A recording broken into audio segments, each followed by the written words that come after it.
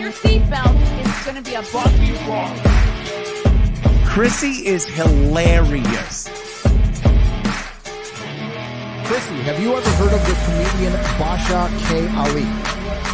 No, that sounds like something you yell out before you blow up a plane.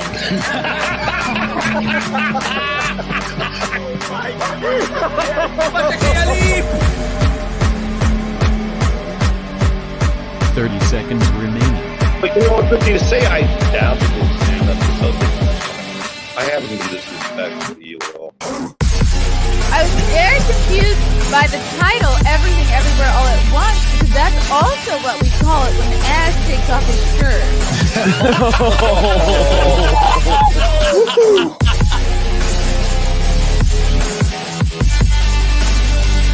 I shouldn't be up here. I should be in school on the other side of the ocean. Hello, boys and girls. Sorry for the tardiness. Welcome to another episode of the Chrissie Mayr podcast. You can listen to this podcast on iTunes, YouTube, Spotify, SoundCloud, Rumble, Rockfin, Twitter, Twitch, Facebook, even for some reason. Well, they still let me. My goodness, what the talk of the town, the talk of the internet these past couple of weeks has been the Nick Rekieta debacle involving April and Aaron Imholte, also Nick's wife. I come at this from an interesting perspective as I am friendly with Nick. I am friendly with Aaron and April. Haven't heard from April since before the baby was born, but for any of you out there being like, oh, Chrissie's grifting, I guess we're all grifting. I guess anybody who talks about news is a grifter. So don't come at me with the grifting thing, okay? I texted Nick just the other day. I talked to Aaron a couple days ago. You know what I mean? So and everything I'm going to talk about is public. There were some DMs that were made public.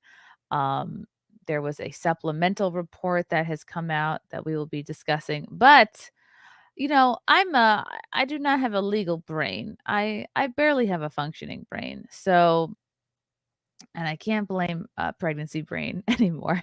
So I brought in somewhat of an expert, fellow New Yorker, New York litigator.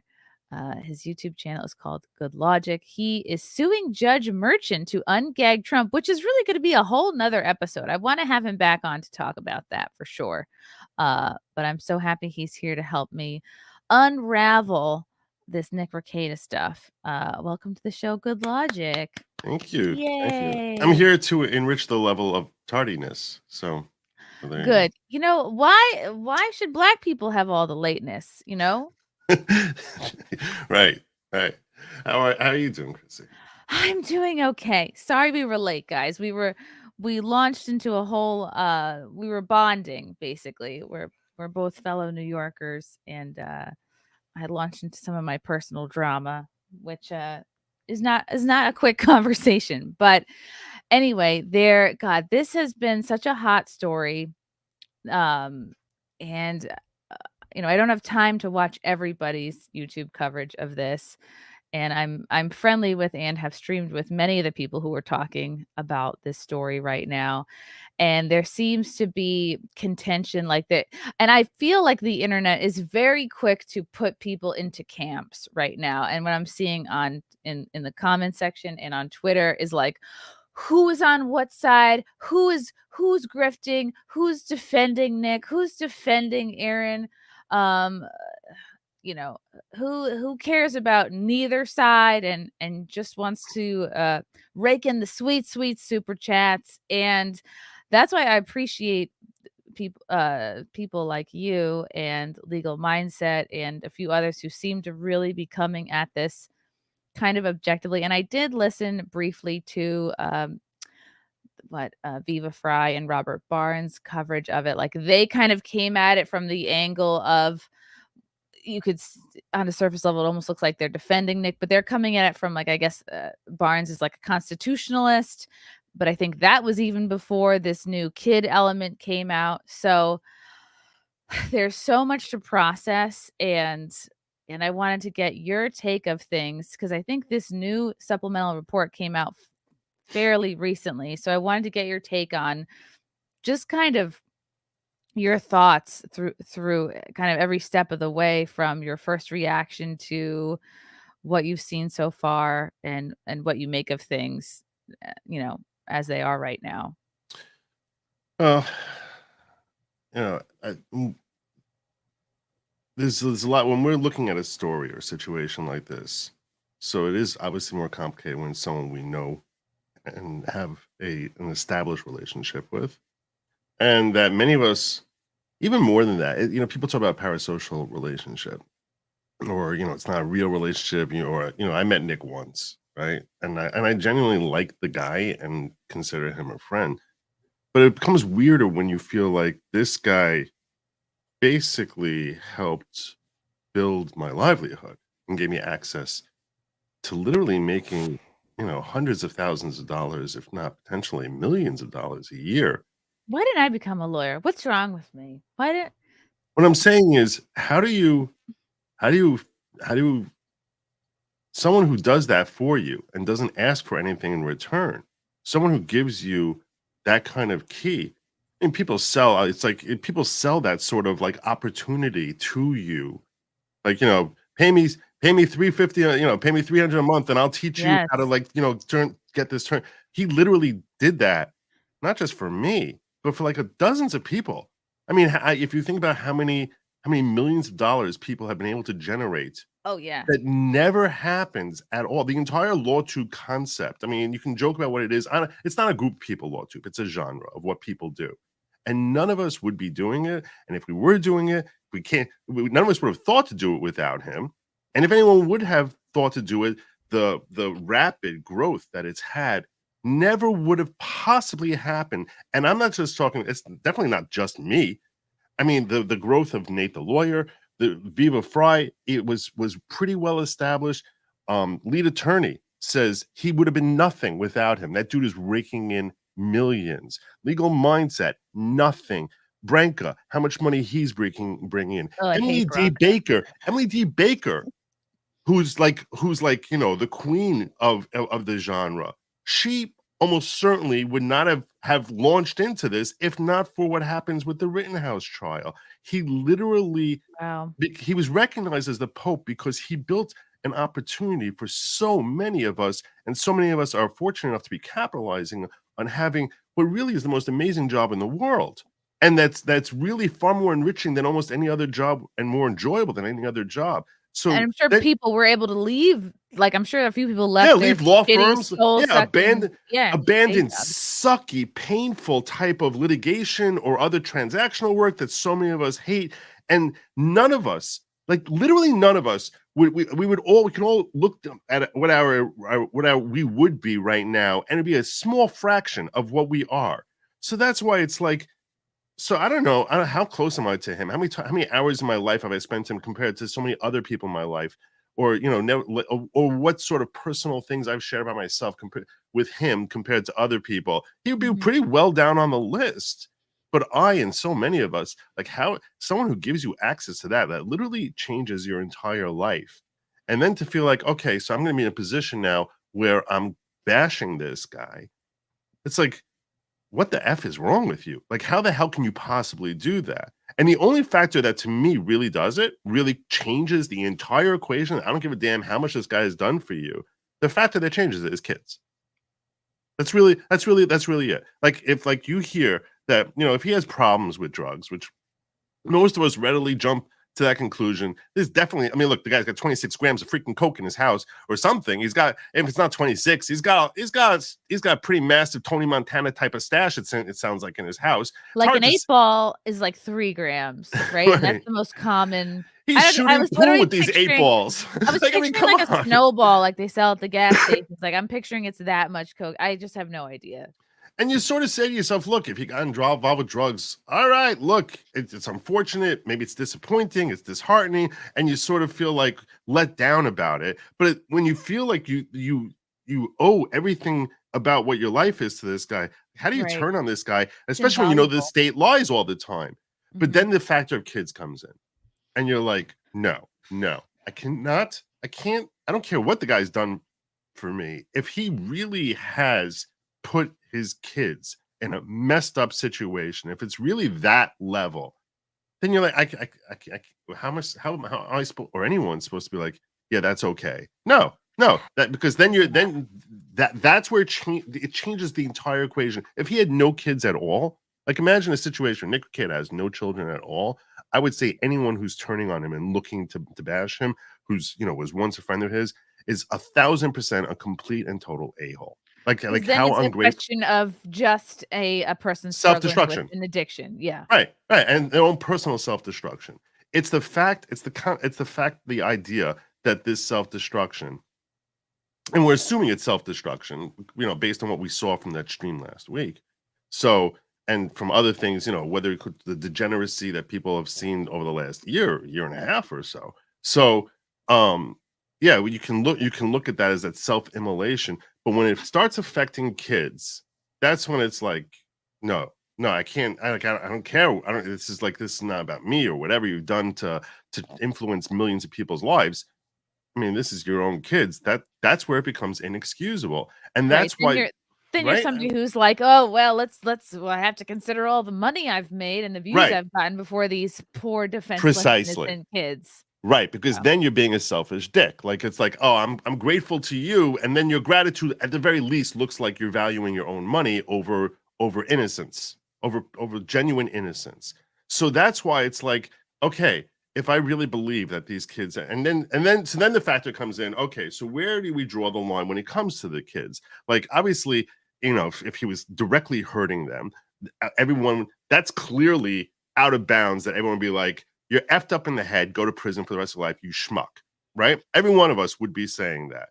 When it's like, okay, is he being neglectful? Are they being neglected? What does that mean when you say neglectful? I mean, look, here's where I'm like, I know this guy is driving all over the place. He never misses anything for his kids. He's homeschooling them. He's doing everything he can. If he felt like he's using on the side here and there, do I think that that's the best thing, a healthiest thing to do? No. But do I feel like that's something that for that, because every once in a while he'll go out and take something illegal. Imagine not today. Don't think about what we know today. Imagine what we saw 6 months ago. So if you told me he's going out taking care of his kids and doing all this other stuff, a functioning addict, right? I'm not saying to excuse it, but I'm saying is, so now coming from the position I'm coming from, am I going to basically sit here saying, F you, you're a schmuck because when you were watching that game, you took a hit and you were like not in the same freedom. It's like that feels like very judgmental. I mean, so that's why it's sort of like, and the problem is we don't know. I don't think anyone's telling us the truth 100%. I don't think anyone in this story, I don't think for a second that Nick is telling me the truth 100%. I don't think for a second Aaron's telling us the truth. I don't think the police are telling us the truth. So none of us know what the actual truth is. Instead, we're sitting here trying to basically dissect and say, is this part true? Is it not true? What do I actually believe? What's there evidence of? And then and you're sort of in this murky area where it's like, okay, if I believe this set of facts are true and you believe this set of facts, which are slightly different but somewhat overlapping, and now how are we going to look at each other that, wait, why are you not where I am as far as what my mindset, as far as the facts that I believe? Is it because you're nose guarding, or is it because you're grifting and you're trying to turn on your friends, and by turning on your friends, you're going to get a lot more clicks, a lot more views that way because everyone's going to be like, yeah, go get him. Yeah. Like, it's like, so now this creates a different type of friction in people who are just covering this story as to whether people have wrongful motivations. So, and it just makes this like a crazy soup drama, a drama. Right. Plus, there's people who, let's say, have always hated, been jealous of Nick, his success, his money, whatever. And anytime someone's in the news or like whatever being canceled, the psychology of that is like, ooh, we're all jumping in. It's blood sports. It's time to shit on Nick because I've always hated him. These people get excited and fired up and very vocal and stirring things up. Yeah, and this is, and then if you're talking to people who are from that camp, and you basically say, well, I don't really believe he's doing needles. It's like, oh, you're nose guarding. He's nose guarding. And I'm like, but they literally found 0 needles in his house. Like, why are you telling me there's track marks? They searched his entire house, couldn't find a single needle. You're nose guarding. You're sweeping. Sweep for Nick. It's like Sweeping. like what? Like, I'm just trying to assess what's truth, what's not, because everyone in this story, everyone who's telling me this story from their perspective is lying somewhat. And I'm just trying to figure out, okay, where's this embellishment from Aaron or this complete lie from Aaron? Where's this embellishment or lie from Nick? Where's this embellishment or lie from the police? I don't know. And it's so early at this stage that it's like, okay, I'd rather err on the side of trusting the guy who has been true to me, who I do know. And that's why would that not be my starting position, given where I started this entire conversation? That this is a guy who I do consider a friend, who has been nothing but completely generous to me, who seems completely based, and certainly seems like he's got some sort of addiction problem, certainly with alcohol. I mean, I think anyone would recognize that. Some of my best friends are alcoholics. And from what we've seen over the last couple of weeks, at the very least, some sort of issues with drugs as well. So it's like, and I don't even know if he knows whether he's telling me the truth sometimes now. Like, it's like he's sort of in this whole murky area, and we, the public, have no way of knowing what the truth is. And I think what you just said is so apt. Like, if you start in a certain camp, you're going to believe the story that you want to believe. And if you start in the I hate Nick camp, you're going to assume every negative thing said about him is 100% true. And if you start in the I love Nick camp, you're gonna start with an assumption that everything you see about him that's negative is false, and the reality of the world is definitely somewhere in between those two extremes. And the problem is it's so hard for us to figure out what it is, and people are so afraid of guessing wrong, especially especially because of the kid factor, because the kid factor makes it like, okay, if I'm guessing wrong, Really delicate. I'm guessing wrong, I'm an asshole. You know what I'm saying? It's like I'm a complete asshole. So it's like you risk losing a friend if you jump to a conclusion, and that's this balance of like, God, do I want to report on this? Do I risk losing a friendship or an acquaintance? It is tricky, and I'm sure there's people on both sides that are like, oh, I'm not gonna really report on it or give my true feelings and thoughts on it, because I don't want to lose Aaron and April as a friend. I don't want to lose Nick as a friend. So there's shades of gray everywhere. Right. I mean, and yeah, that whole element of the relationship also just sort of like is another completely different element outside of the legal activity, but just like as far as the crazy level of wrinkles that come into the story because of this relationship between these two couples, and which people may consider immoral or whatever, and be passing judgment based on that. And I'm not saying that I'm not here to pass along what's moral or what's immoral. Like, that's why it's easier for me to sort of focus on legal versus illegal.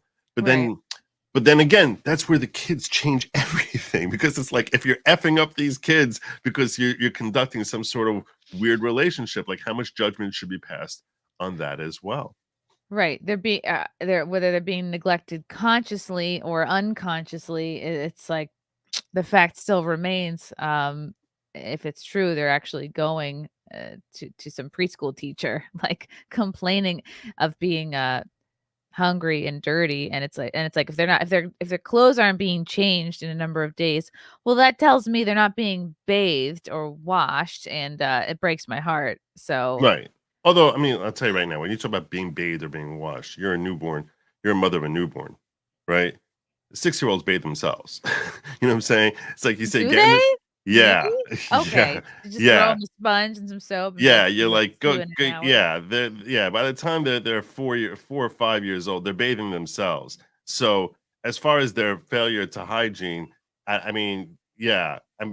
Is a 5-year-old really gonna be like, sorry, Mom, I gotta go shower, be right back? Like, I think most kids are gonna let themselves be like, they're not gonna rush to bathe themselves. They're gonna embrace filth. Yeah, they will. I mean, yeah. So I mean, I've seen kids who basically insist on wearing the same. But it's I've had kids who are like, I'm wearing the same sweatshirt every day. To make your kid, to make sure they're clean, to make sure. Right. No, I understand. I'm not trying to excuse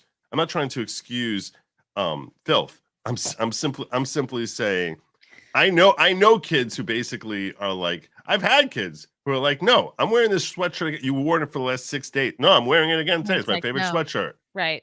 You know what I'm saying? And it's like, so I don't know. Look, we're gonna get into seeing the body cam footage. We're gonna see that, and I'll tell you right now. Gosh, the body cam footage, right? So that is the cop who Who did the broke raid? down his door. The multiple cops. There's like I think 6 or 8 cops who were in there. So we're all gonna get a tour of the Rekieta home, and That's not my fear. It's like, you know what? Now I will always be picking up for fear if someone breaks down my door. I want everything to look like camera ready. Mhm. You Yeah. never know, guys. Is like your mother said, like that's why you wear clean underwear, like in case you get in an accident? This is Like the so. 2024 version of always make sure you have clean underwear. You always make sure your house is picked up. You never know when cops are gonna break You're down gonna get your like door. gonna get the For ramming real. gear out. I've been swatted twice. I don't know if things were as tidy as they could have been. But now I'm good buddies with the local police. They know me now. Yeah. So this is very scary. All right. So I've done my best to that's part of why I started late. I was busy kind of crossing out things that I don't really want shown. So this supplemental report, do you know when exactly this came out? Let's That was see. yesterday. So Yeah. hot off the presses. I guess I'm gonna bring up page by page and you're gonna tell me what each of these things mean. I'm gonna do my best to go in order, and I have crossed things out. Let's see. Go. The first page is God, it's like they do mention kind of everybody. It seems like everybody in the family, and I crossed out all the kids' name. It's like it says the case number. It's so crazy to me. I'm reading through all this. It's like, wow, they have to mention their birthday and their address like every time they mention someone's name. It's kind of Yeah. I mean, like I've given up on trying to protect the doxing of Nick or Kayla because that's so everywhere. I really focus on trying to keep the kids' names out. So it's not always possible, and every once in a while. Even yesterday when I was reading something off that I wasn't sharing on screen, I accidentally used one of the kids' names. So it's kind of hard. But let's see. Yeah. See, you know what? I'm just gonna bring this up. Let's start with something I can show. Here we go. Okay. Well, it turns out I'm retarded, and this thing I was using to edit everything, I don't know if it really saved, but let me pull this up.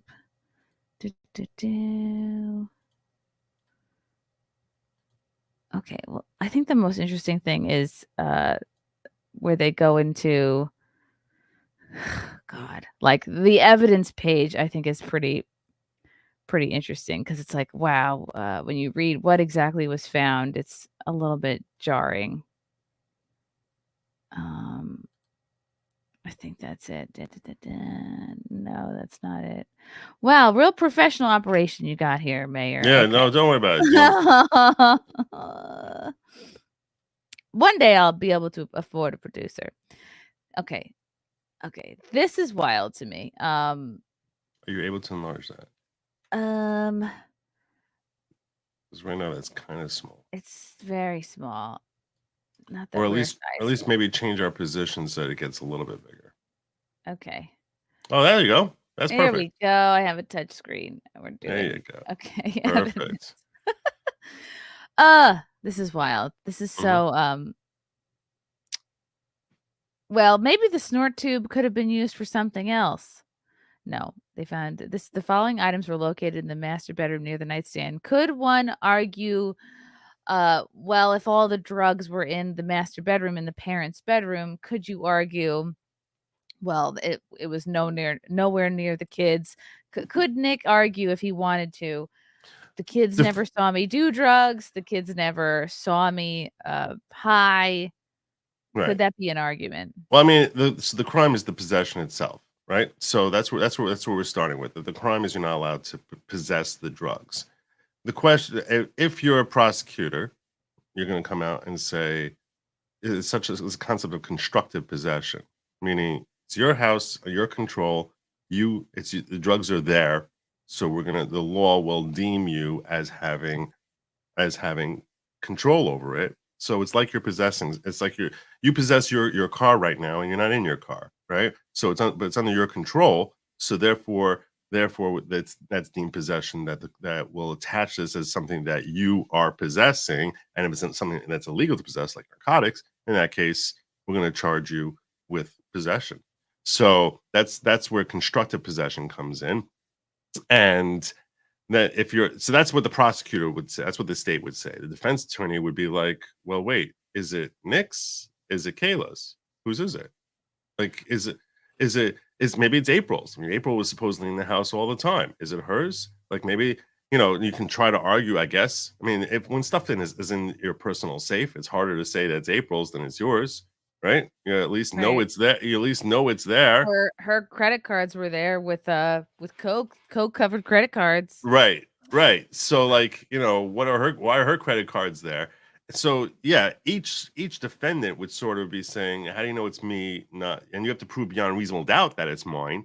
And here are all these different people, maybe it's Aaron's, that they just never cleaned out. Who knows? So, you're sort of left, and that's what defense counsel would basically try to say. You have to prove beyond a reasonable doubt that this is mine. So yeah, you want to try and say I'm constructively possessing it. I mean, how do you know that he even knew about it? Now, if it's in plain view, it's a little harder for him to say that. If it's in his personal safe, it's a little harder to defend that.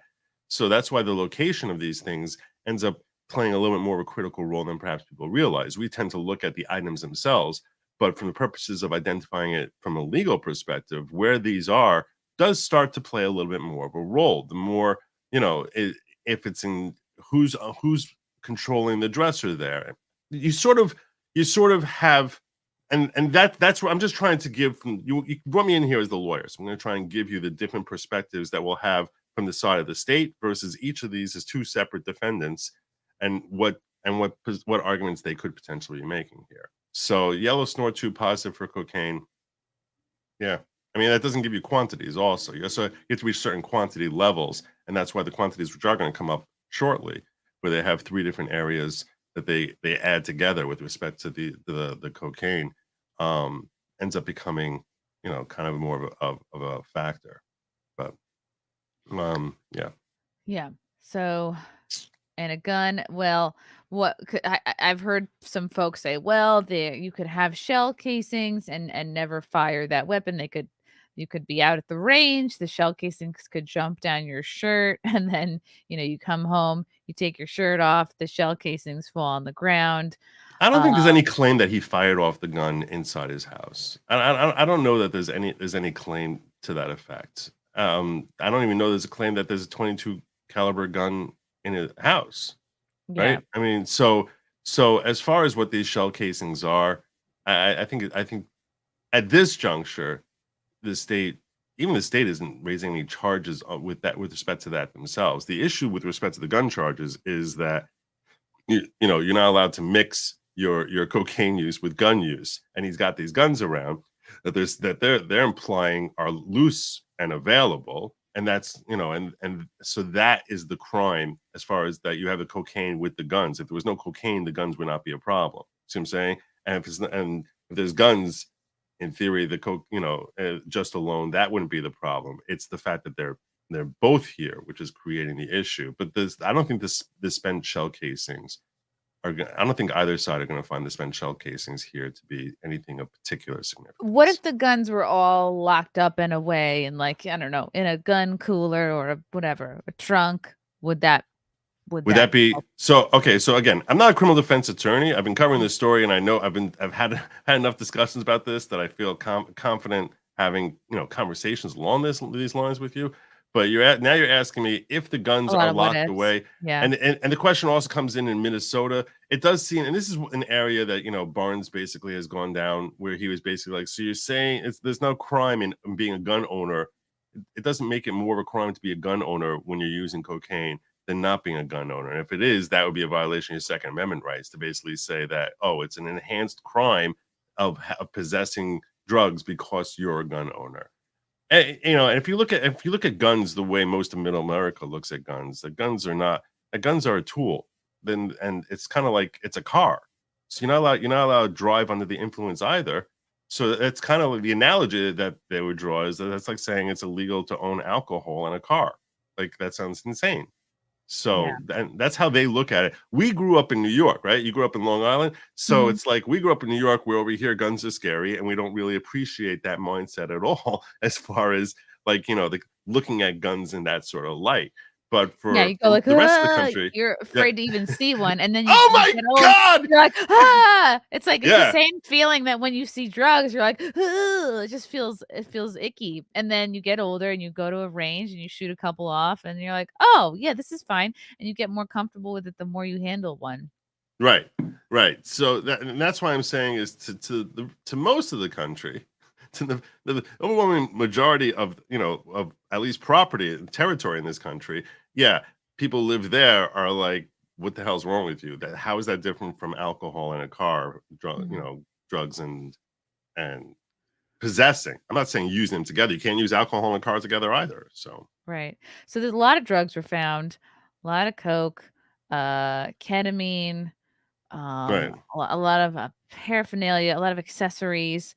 And when we first heard this story, when this story first broke, and he was arrested, I'll remind you, everyone thought this was level 5 drug possession, which is the higher the number, the lower the lower degree of severity. So everyone thought this was level 5. They're like burns, like when you have a 3rd degree burn, it's not that bad. Precisely. Like 1st degree burn. Right. Precisely.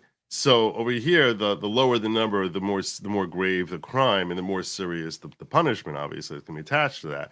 So by the time he got to arraignment, it was only at the arraignment itself, when he came up there in that hearing, that the world learned that this was level 2, which is a whole different thing. Now that cutoff between level 2 and level 3 is at 25 grams. So that 25 grams is a very key number, because if you look at if you end up looking especially at a sentencing chart as to how they're sentenced, like first time offender who's never, let's assume from his criminal record that I've seen and anyone else has seen, he had a speeding ticket that he got that goes back like a year or so, but his criminal record seems to be completely clean from when I looked up his records as listed in Minnesota. So first time offender, lawyer, has a well-established reputation despite his degeneracy online over the last year or so, but he's considered in the community to be a stand-up guy. He's goes to church, he's active in his community, things of that nature. He's a father, he has roots, and he has roots, like real roots, and he's living like what most people from certainly would look at as being a productive life.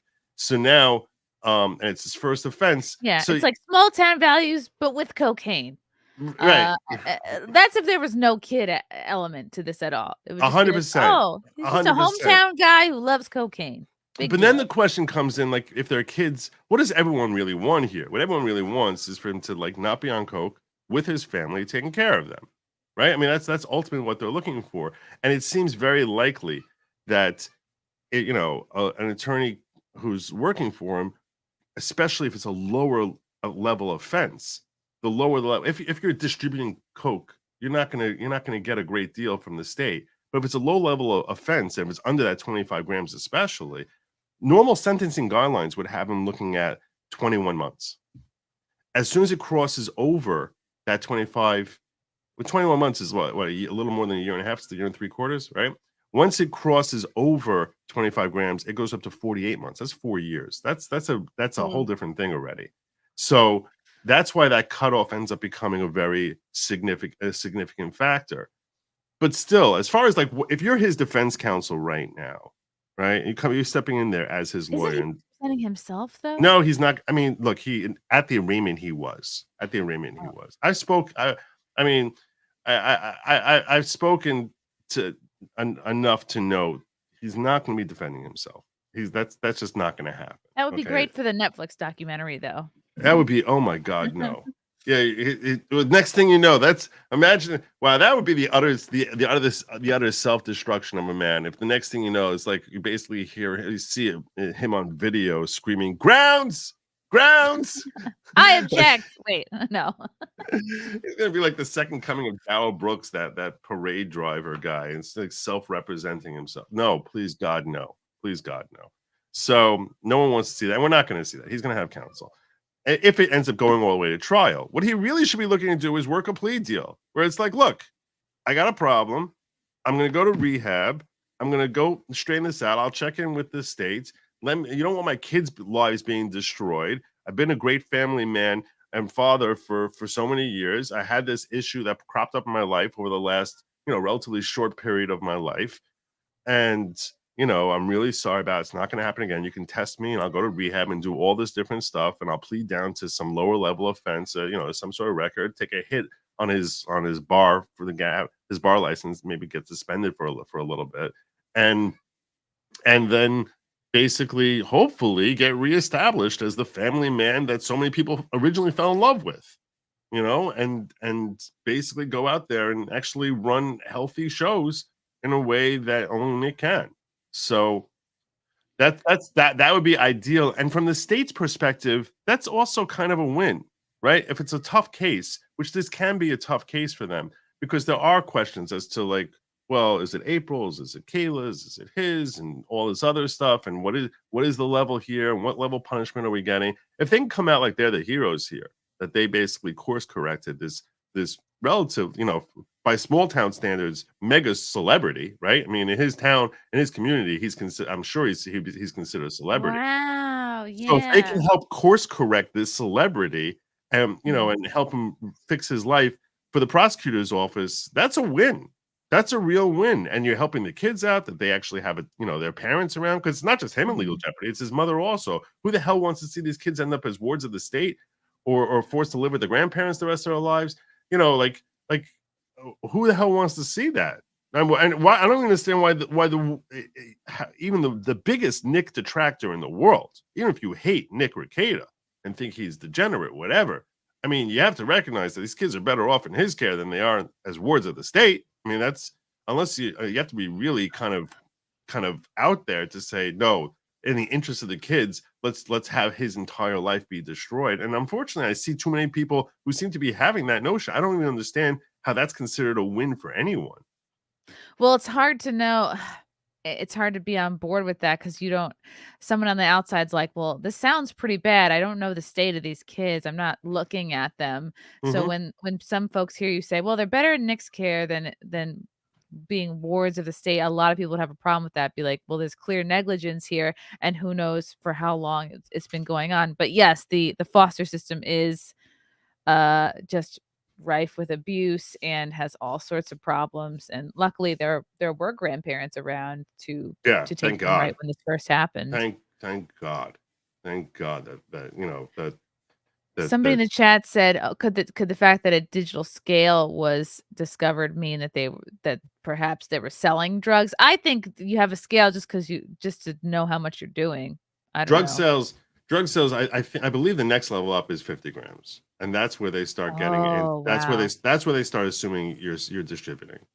So at this level, If you have personalized stickers, then they'd be like, okay, look, you're clearly selling drugs. If you have a right, website, a handle, you have merch. right, I'm gonna be making bad jokes probably throughout. Okay. that's okay. So yikes, there's a lot of stuff. But the worst of all these charges is the kid charge, the negligence charge, right? I'm sorry, what was that? The worst, worse than all these drugs and the gun stuff, the charges, the negligence charge is the worst one or the biggest Oh, one. as far as how the public's looking at, as far as how the state's looking at it, no. I mean, let's understand this. The charge is basically that is doing drugs around the kids. It's not that he's abusing them. It's not even a charge of neglect. It's that he's exposing these kids to drugs. It's not even a charge of neglect. Which this is an interesting thing. A lot of people looking forward to the body cam footage, and they're expecting that it's going to show basically little orphan Annie running around there in rags and and with dirt on her face, and if we see that, I'll tell you right now, you're not going to hear me defending anything about that. Anything, if that's really what the state is, that's just like no. But yeah, I mean, we I guess we're gonna have to wait and see. People are making FOIA requests and coughing up money because the state is saying that they want $3,000 to parse through the body cam footage because they claim it's 50 hours of material Wow. to parse through, and they're charging $60 an hour. So that's why they basically assessed a fee of $3,000 to get their hands on it. But Oh, that money man. is being quickly raised. That money has almost certainly been raised already. And and if not, like one person just being like, here's $3,000, boom, I need this Right. footage. But that I'm positive that's going to end up being something that I would imagine within the next few Comes out. days. Within the next few days, it's going to come out. This total weight of measurable cocaine. You said it becomes a problem over 25 grams. Right. It says 26.67 grams with packaging. Can't they be like, look, take the packaging off? I swear it'll be less than 25. And the packaging, it's funny. That's the first thought I had as well. Right? Is like packaging. Yeah, what is the packaging weigh here? Although from what I understand, a baggie, I think it weighs like a tenth of a gram. So Okay. and there's a total of like, I don't know, I think if you go through all the baggies here, there's like, I don't know, 6 or 7 baggies. So it doesn't seem like that would get him over it. And if you're the state, you're gonna be like, look, we weigh 26 grams. If you're a defense, you'll be like, that seems like a little bit maybe it's almost like when you get caught driving 15 miles over the speed limit and the next threshold is at 14 miles and you're just like, really? You clocked me at exactly that? That's what you clocked me at? I could have gone faster. Yeah. It's also like, it seems very convenient that I happened for the state that I happened to cross this threshold into like, far graver. And then maybe you sort of bump that up a little bit here just to sort of come after me. So, if it was at 30 grams, I think it would be, even though 25 is the cutoff, I think at 30 grams, it's harder for him to sort of try to push that this is an overinflated number than when, without baggies, it sounds like it's like 1 gram over. So. Okay. All right. So that's the drug charges. Okay, we did that. Let's see. I'm trying to not show. I don't want to show their address. I don't want to show the kids' names. I know all of this is public, but I kind of just feel a way. Maybe I can just describe what I'm seeing. So there's a page here that has everybody that's mentioned. Okay, there's no need to pull that up. It's all the kids involved. I think there's only are there only 4 out of the 5 kids mentioned, or are all 5 of their kids mentioned here? Because they range from 4. 16 years old to 5 They years mentioned old. 4 out of 5 of them. Okay. They also mention the preschool teacher, who teaches at the Evangelical Covenant Church in New London. They also mention Kayla's sister. They mention, I think, the previous nanny named Channy Lynn. Billsley. Big Bill, something like Bigsley or something. Why is the former Billzan? Why is the former nanny relevant here? So a lot of people speculate that the nanny left around 4 or 5 months ago, and people question, okay, what happened there? The police the police are basically trying.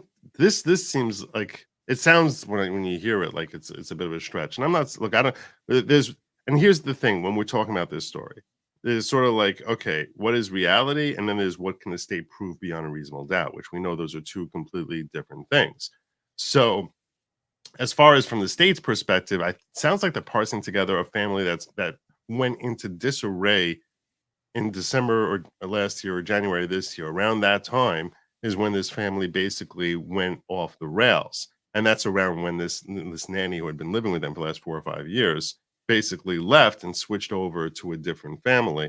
And you ask yourself, why would she switch over to a different family at this stage, unless perhaps she was uncomfortable with the environment that was being created during that period of time? So that's essentially what the state's narrative is likely to be. Is that true or is it not true? I have no idea. Maybe it's true. Maybe it's not. I have no idea. Look, she What- hated hot tubs. It just wasn't a good fit.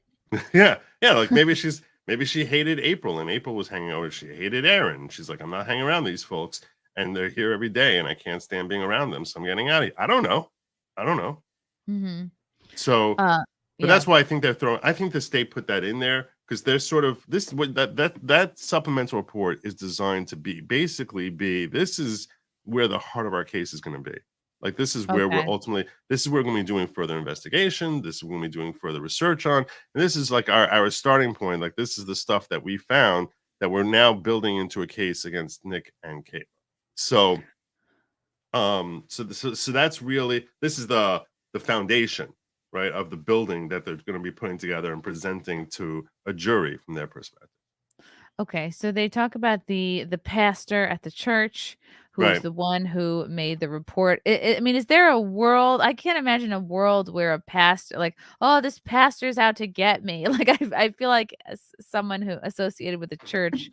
No, I wouldn't. I there's- wouldn't assume that about the pastor. That would I be think that sounds kind of like crazy they're above. conspiracy talk. They're above. I feel like a petty. Like I Sure. doubt a pastor's like, oh, I can't stand this So- person or that person. So what they mentioned how the pastor said that 4 people came over to him and had concerns about the Rekieta family, right? And about the way they're dealing with their kids.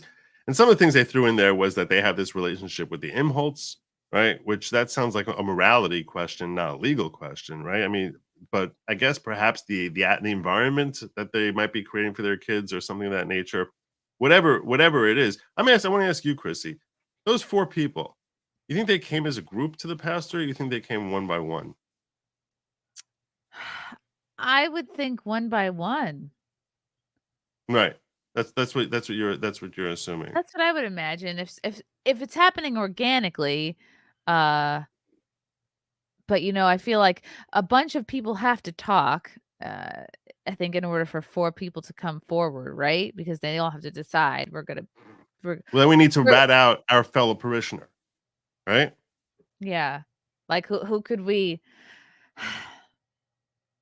yeah. I mean, if you are seeing somebody acting really squirrely in church and they're it's funny, I was in church on Christmas Eve and there were kids in shorts and I was like, who can I talk to about this? I'm like, these kids are here in shorts. I'm like, it's freaking I was like so distracted. I couldn't get past it that all the 3 kids were Right. like wearing shorts. But So I want to be clear.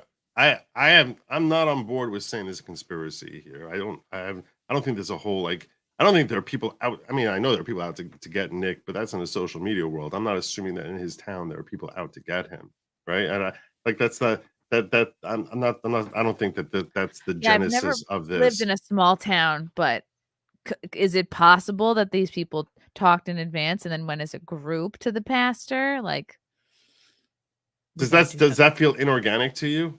that does feel inorganic. That feels like they all planned to do it. Whereas if they come up they're one by one, they're like, oh, I just sort of noticed, this guy looks funny. Right, It or seems maybe more organic to me one by one. or perhaps that they're passing judgment on him on a moral basis and now trying to basically hype up that this guy's a bad guy, he's a bad influence on his kids. We need to get his kids away from him because he's basically having this uncomfortable, what they presume to be sexual relationship with the imholtes. So it's and so we have this. So this whole thing is weird. But how do the church people know? know? How do the church people even know about the imholtes? I don't think all the whole gang is going to church. I don't think it's like, hey, we'll have a nice little Sunday. We'll go to church, then we'll jump in the hot tub, then we'll do some coke. Like I don't think they're all. I don't know. Maybe April Who came to knows? church. Yeah, who knows? That's so weird to me. Yeah. Yeah.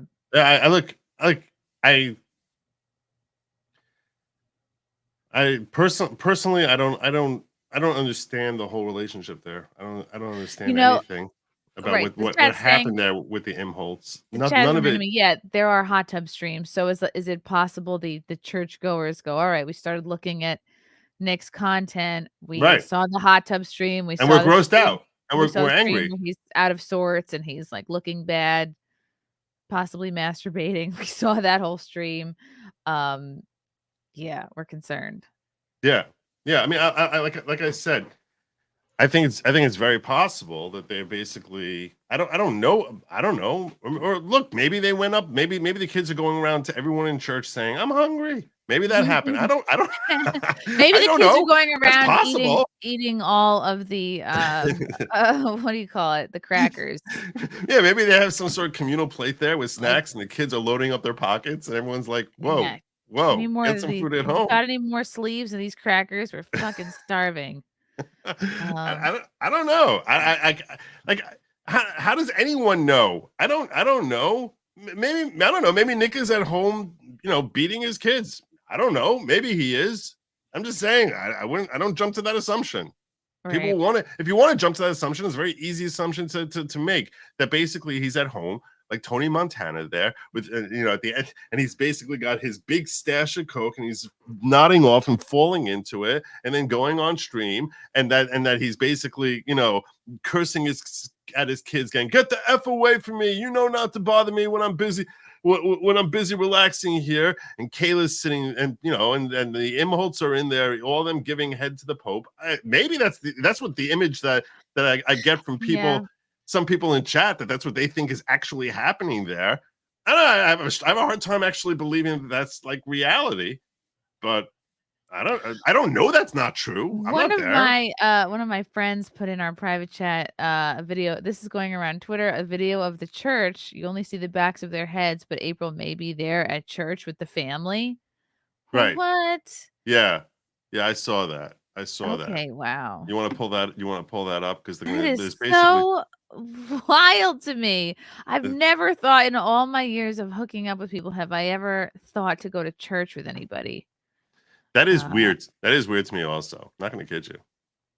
Footage of Rekieta at church days before the God, it's so funny looking at church footage. Jeez, before the search warrant was. You gotta issued, make that big. Make that enlarged.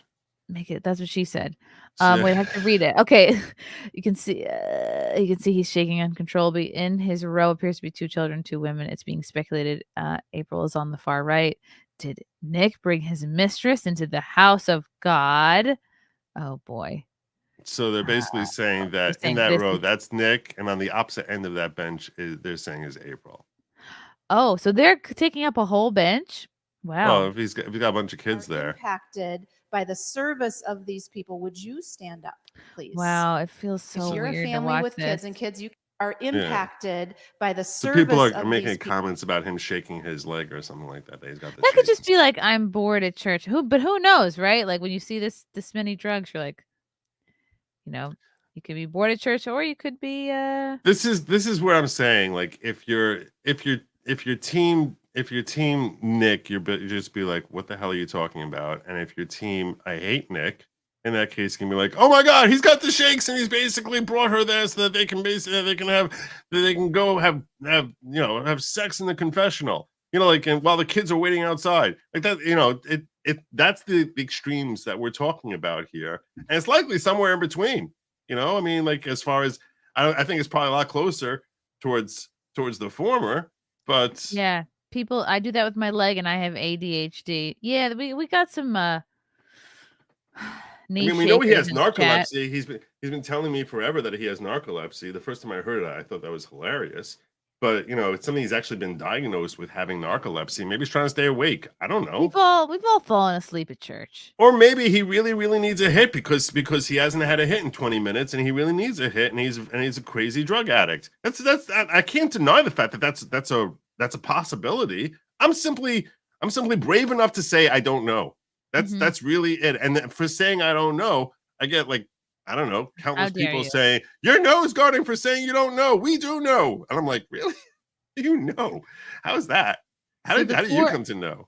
So 4 anonymous people made contact with the pastor and advised of the following information. I guess they have 2 homes within the property. A family had been staying in one of the home renting. They've now left. They did mention the relationship with Aaron and April, which is like, okay, yeah, how would they know that unless they're either watching the streams or they're all coming to church with them? I think it's the streams, and right. Other people have pointed out how boomer it is that they mention, like, oh, they're bloggers. They do they do blogging. Let's see, the house was in disarray with clothes and other cluster items everywhere. Um, they mentioned the names of the boys and the girls, right? Like they've said, wearing the same clothing 3 to 4 days, starting to smell, which is heartbreaking. The younger children have No, advised if it's that they're true, it's not just heartbreaking, it's inexcusable. right. It is. It's inexcusable. If it- I mean, if that's the reality, if that is reality, then that's inexcusable. I'm not going to make excuses for that. No, it's hard to. Then let's see, the younger children advised her that they are hungry, not being fed. Also made the comment about the clothing. Another anonymous party advised that they do not believe the children born are being wow, one anonymous party advised that they do not believe the children born in 2012 and 2015 are being homeschooled, while the older boys do attend school um, nearby. All the information that is regarding the church.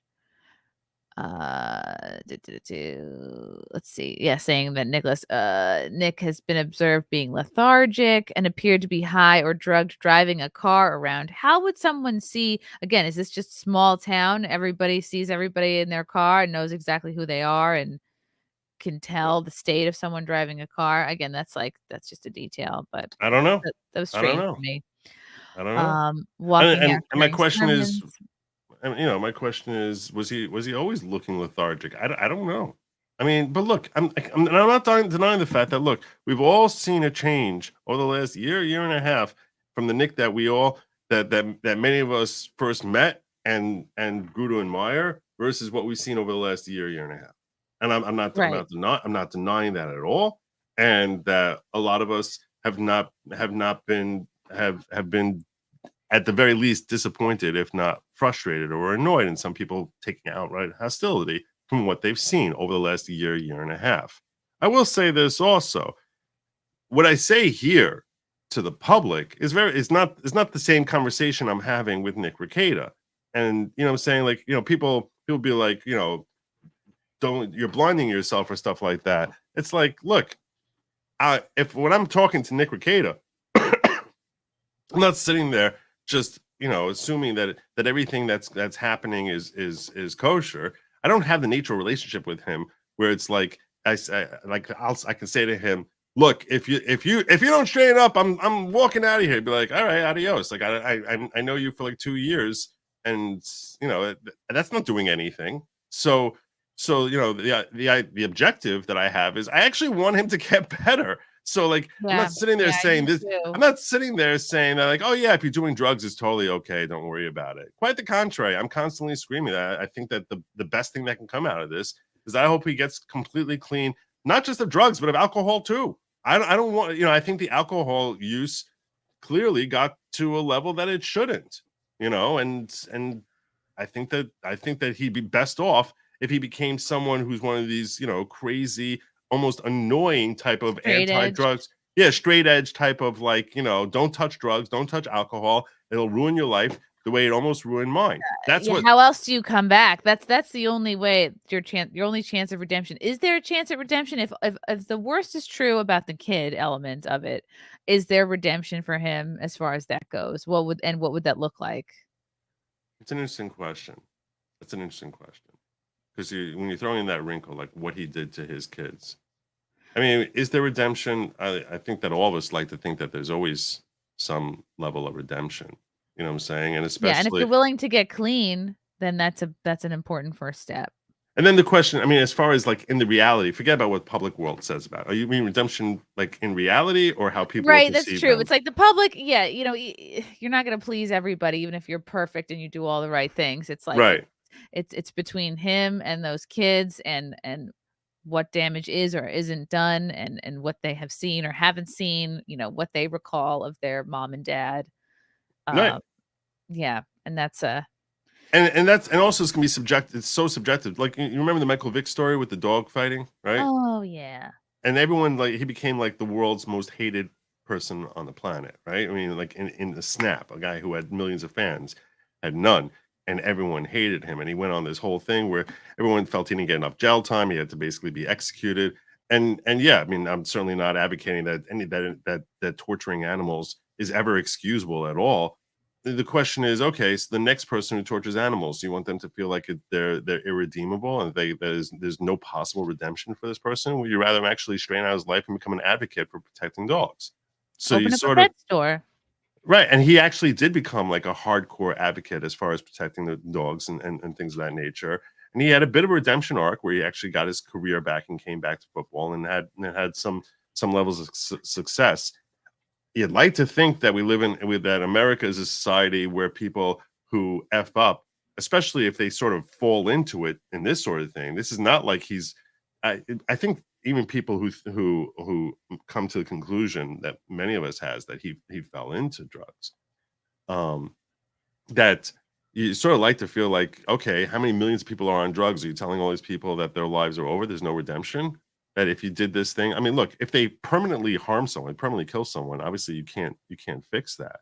But you'd like to think that a dad who maybe effed up, and even if he effed up for a year and a half, let's assume worst case scenario here. He hasn't physically harmed anyone, right? Let's assume he has not physically harmed anyone, which I don't think there's any claim that he has, right? He hasn't physically, consciously done something to him. Let's assume that there was neglect here for a year and a half. So is there redemption?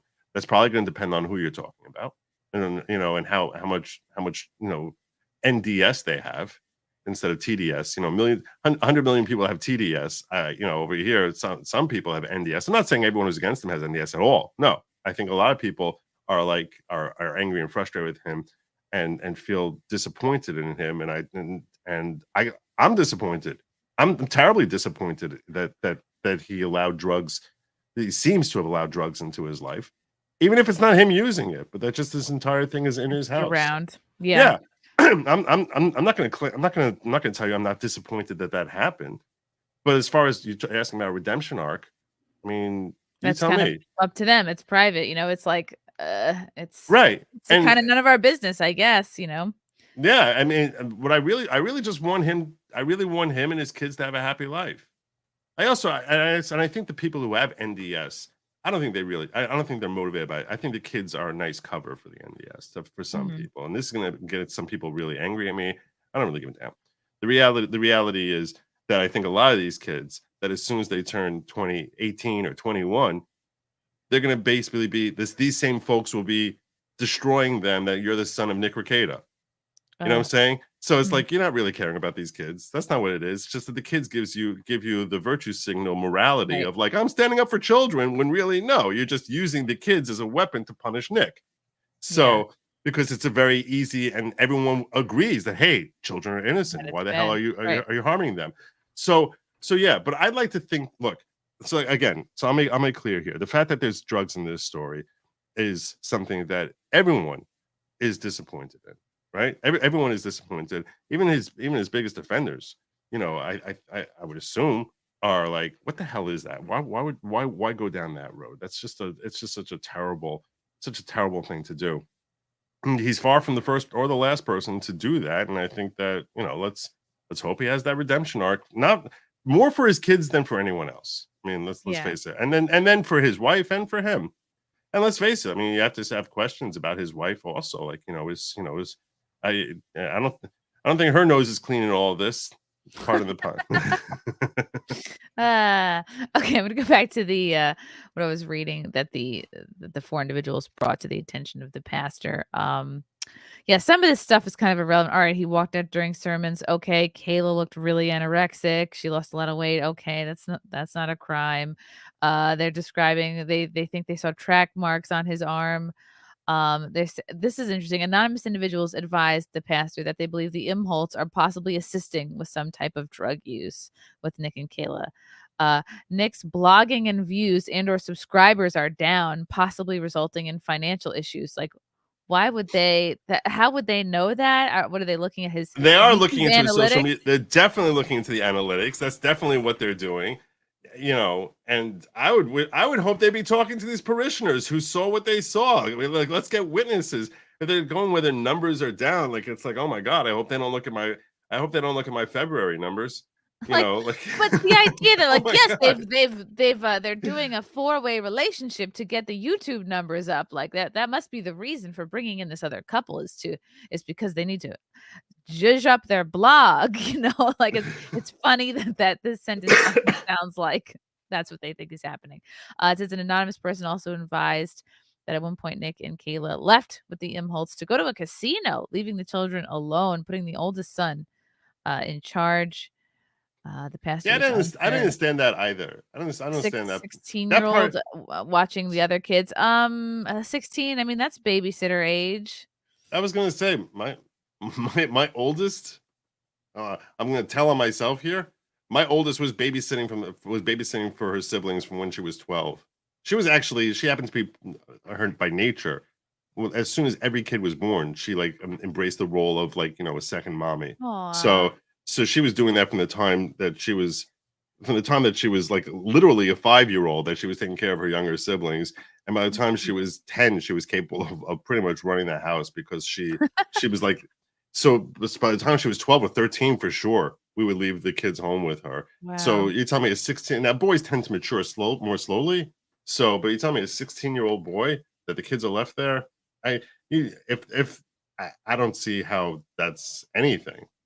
It's really the morality of like, what the hell are you doing with this other couple? That's really what this comes into. Is like, what is the nature of this relationship with this couple? And we know it's And not a prayer group. right. And then we have to look at it from two different angles. There's the morality as far as and PR, right? As far as what do people think of that? What are people reacting to that? What is in passing judgment on him for that? And then there's the legality element, which is completely separate, right? I mean, the legality from as far as how the state is concerned, you want the state passing judgment on you? That sounds kind of weird and kind of bizarre. But the public's going to pass judgment on you and say, I don't have anything to do with this guy, and I detest him because he's forming this weird relationship with another couple, and I don't want anything. I never want to hear from this guy ever again. And I totally got that. If that's your take on it, totally got it. I totally got it. That's. I wouldn't even say that's an unreasonable take. You're like, look, this guy doesn't stand for values that I think are essential, and I don't want to have anything to do with that. I totally get that. From a state legal perspective of let's throw him in jail because they have this weird relationship with the Imholtz. That's something I don't think anyone wants to live in a country like that. Yeah. I'm gonna bring up this page where it discusses the charges. Okay, here. Charges. Okay. So there's been a few people have defined April as all sorts of different things. I've heard nanny, I've heard girlfriend, I've heard um just basically various ways to describe, Yep. second wife, the girlfriend, nanny, friend. And she's got a neglect or child endangerment charge on her. Now, if it can come out that she actually That got dropped. that's gone. Okay, I was gonna say Supposedly the charges against her were dropped. That's what the historian public is. so she And all has the no charges against her. charges currently. Right. Right. Interesting. Okay. And again, it's not neglect, it's really endangerment of the child. That's a lot of people hear neglect and they hear that they're hungry or dirty and they assume that they've been neglectful. The criminal charge is endangerment of child by having them around drugs. And it's called neglect or endangerment, but it's the Okay. endangerment part that the state is focusing on. Here's the interesting thing, okay, as far as, we're all going to see the body cam footage and like what it shows there. I'd be surprised if in fact, in the video, the children look neglectful, not because of anything about Nick or anything like that, just because I've read enough police reports that I know that, let's remember, what are they doing here? They're building a foundation of their house, right? If the kids came out looking bedraggled, right? I mean, look at what they wrote about the house, right? They're saying the house is in disrepair, whatever. If the kids looked malnourished, the kids looked like they were starving, the kids looked like, that they're dressed, if they looked like they were in rags, and it looked like some 1930s orphanage, and that would be in the report. And it's not. Right. It's not. So you sort of want to look at like, okay, what's not in the report here? What can I glean from that? So what I see is there's no, there's someone talked about track marks. There's no needles, so I don't think there's track marks. Do I think that he's snorting? Yeah, I do think he's snorting. I mean, there's a ton of drugs there. So if you have to ask me my gut, yeah, it'd be crazy. You're crazy to think that that probably he and his wife, and you hope none of the kids, right? I mean, just looking at this, put Nick aside. pretend we're just talking about, we're talking about John Diaz. So now, what do I think here? Okay, so I don't see any track mark. I mean, the police didn't note any track marks. There's no needles in the house. I don't think he's injecting, but there's a ton of coke here. I do think this guy is using coke fairly regularly, and his wife is likely using it fairly regularly. And is there some sort of neglect angle here, or endangerment? Possibly. But if there was neglect, that was really terrible. And I'm not trying to excuse that, it's just low level neglect. I'm definitely not saying that that's okay either. I'm simply trying to say like something that the state would recognize as being a crime, that you're being so neglectful, that I think that would, I know that would be in the report. So that's why I don't think the cops probably saw, when they visited the house, stuff that would support that, because there would be a more serious charge directed toward that, and there would be more information here that would be noted for the record. We went into the house. Think about this: if you're a cop who's going to testify, right, and you want to go after him for the kids, right? You'd be like, I went in there and I saw that this 6-year-old girl had, dirty, had no clothing, had no clothing, and was looked hungry and was all covered in dirt. That's what they would be testifying, what they saw, right? We don't see, thankfully, thank God, we don't see anything indicating anything of the kind. And that's why I'm saying that the same way they took the guns and said you can't have guns near cocaine, it sounds like they're taking the children and saying you can't have children near cocaine. And you can understand why the state would say such a thing. I don't think that kids should be anywhere around cocaine also. I don't think adults should be around cocaine, frankly, but certainly children. So, and I think that would, so that's essentially what that child claim is. So you have this whole report talking about how the community is worried about the kids. And I'll tell you again, if the kids are facing I'm not trying to excuse any wrongdoing with any child ever. I don't care if it's Nick's child, I don't care if it's my next door neighbor, I don't care if it's my own brother. I would never excuse anything with children. I'm simply saying that you have the genesis of this is there's this concern about kids. There was not, the report itself notes it was not something that was an immediate concern type of situation, which is why they waited a week. If they thought the kids were actually in real danger, state would be in there May 16th, day report comes in there. They'd be like, if they thought there was, some sort of, if they hear a report about some child sex ring, they're not going to sit back for a week and be like, let's see what happens online. Then they wait years. Unless what? It's Hollywood. Or right. I guess that's true. But in Middle America, they're not going to be. They'll be in there that day, right? Yeah. So and the report itself says it almost tries to justify why they sat back for a week by saying they did not seem like any of the children were in any sort of immediate danger.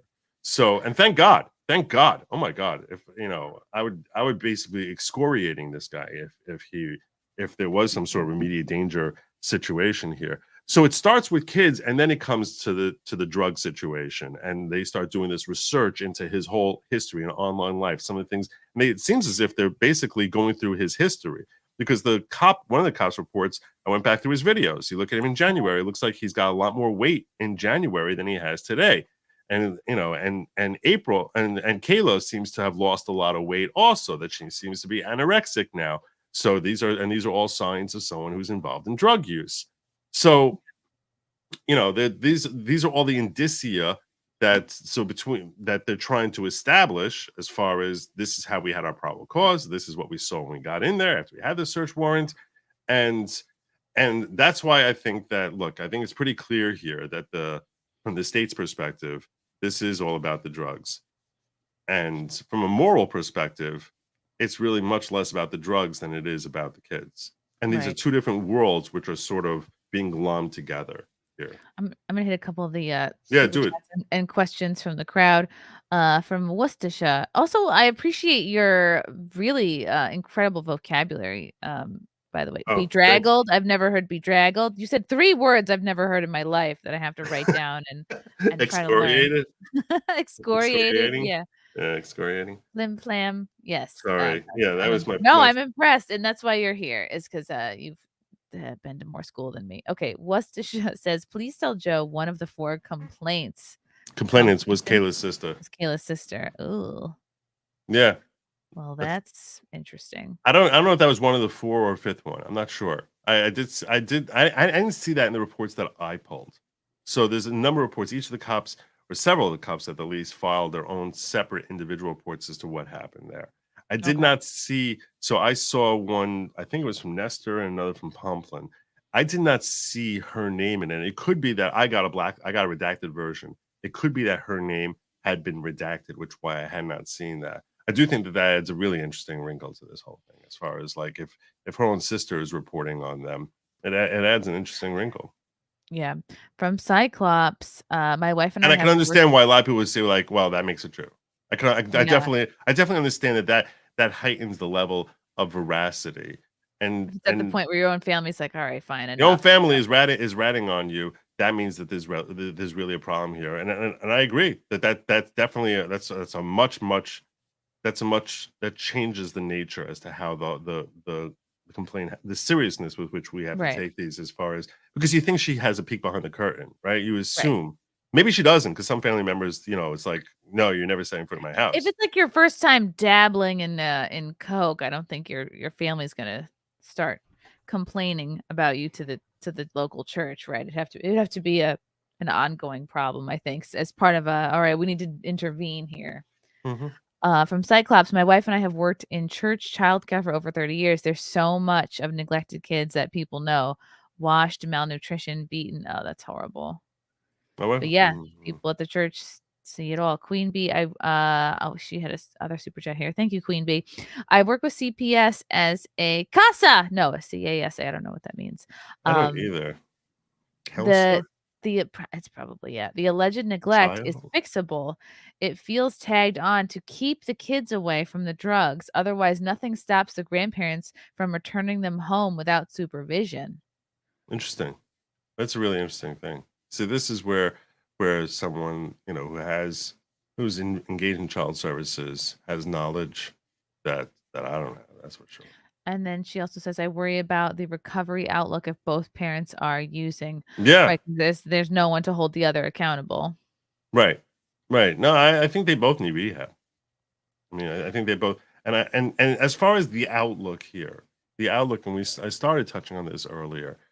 The outlook, if you're Nick Rekieta, what you're basically hoping for is that you can work a plea deal as soon as possible. And I really Which hope that a plea deal means you're admitting to some degree that some of it is true, which I don't think, I don't know. a plea deal can take a lot of different forms, but really it should not be him negotiating it. In an ideal setting, he should have some attorney of his talking to people this week. Like talking to the DA this week and saying, look, the guy wants to get recovery. He wants to straighten his life out. He recognizes that he has a problem. And this is all inadmissible. You know what I'm saying? This could not be used in court against him, right? So, and this is not a conversation that anyone would know about other than Nick potentially and his attorney in the DA's office. Not something I would know Okay. about or anyone else would know about. But in an ideal setting, and what I've spoken to attorneys who have served as defense counsel, who have served as prosecutors, that this is a very common thing in this type of scenario here, where basically from dealing with these charges, you basically go to them and you say, look, these are the charges. He's a first-time offender. He's been a family man. He has all these different things here. We'd like to work out a plea where they cop to some misdemeanor, get a suspended sentence, go into rehab. Both of them will go into rehab.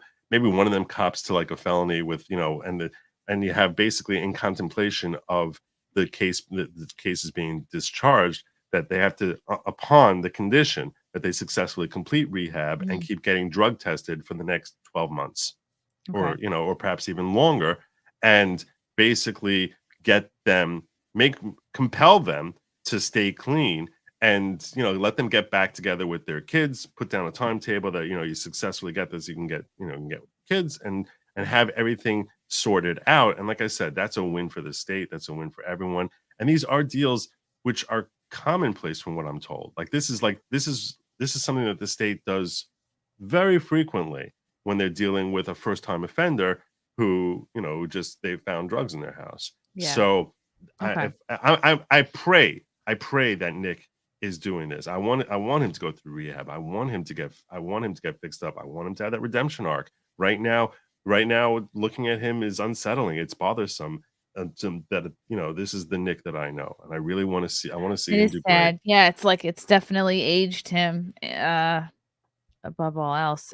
From America 76, redemption needs to be classified on a personal family level. Damage is likely done from a public persona point of view with possible child neglect. Only time helps that. Thank you.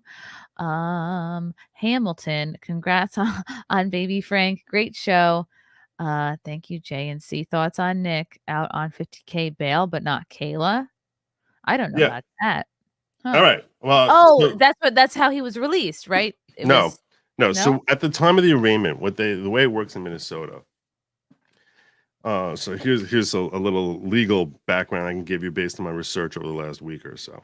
So the way it works is that Minnesota actually has in their constitution that you can't keep people who are not engaged in violent crimes. You can't keep them in jail. You have to let them go.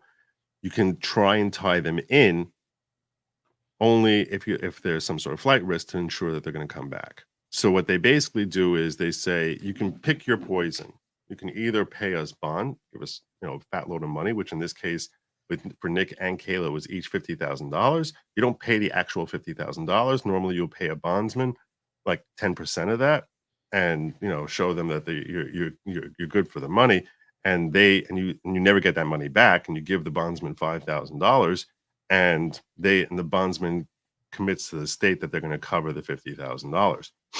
That's why you have that dog guy who would like go after people who would skipped out and then ended up not paying. So that's one option, or we can give you conditional release. In a conditional release, you need to check in with us regularly. We're going to check. You can't take any drugs. You can't take any alcohol. You can't. And they gave him a whole list of conditions that he would have to comply with. No You hot have tub. that's what should have been in there. Seriously, don't watch that. Fine, you can go in the hot tub, but you have to go alone. Right. So they have all these conditions for release, and that's a different alternative if you don't want to front the money. So initially they signed the conditional, each of them signed the conditional, paid no money. So as long as they're under that get out of jail basis, so they have all those conditions they have to keep until trial. If they're out, so what Nick did was he and Kayla got out on a conditional basis. Yesterday, it's reported that he put up the $50,000. Another thing, by the way, and this is a key element, is that they said you can't possess firearms. So Yeah. if you're someone who hates Nick, and I'm going to give you both sides of the story here, okay, as to how you could look at him fronting the money for himself versus versus Kayla not having that.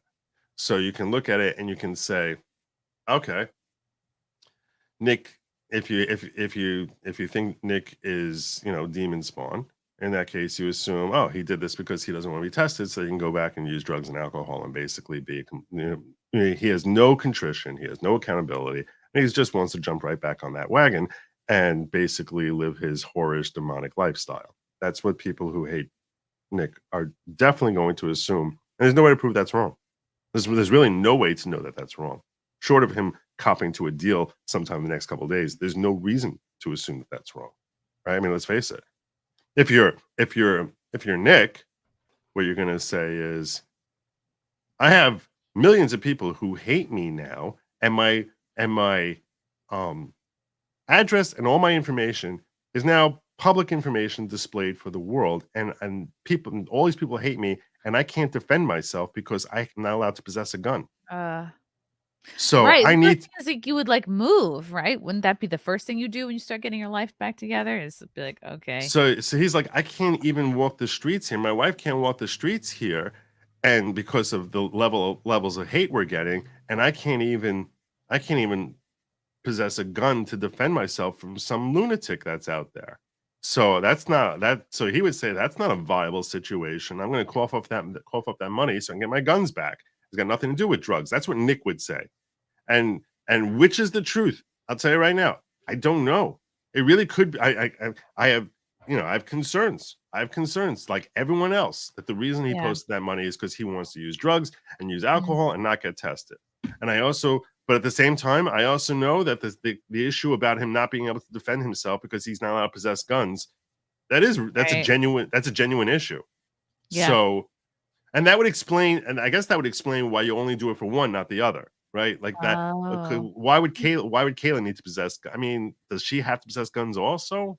So, maybe you can take that as a sign, and so that's basically the two different camps. You can basically everyone's going to decide for themselves why he did that.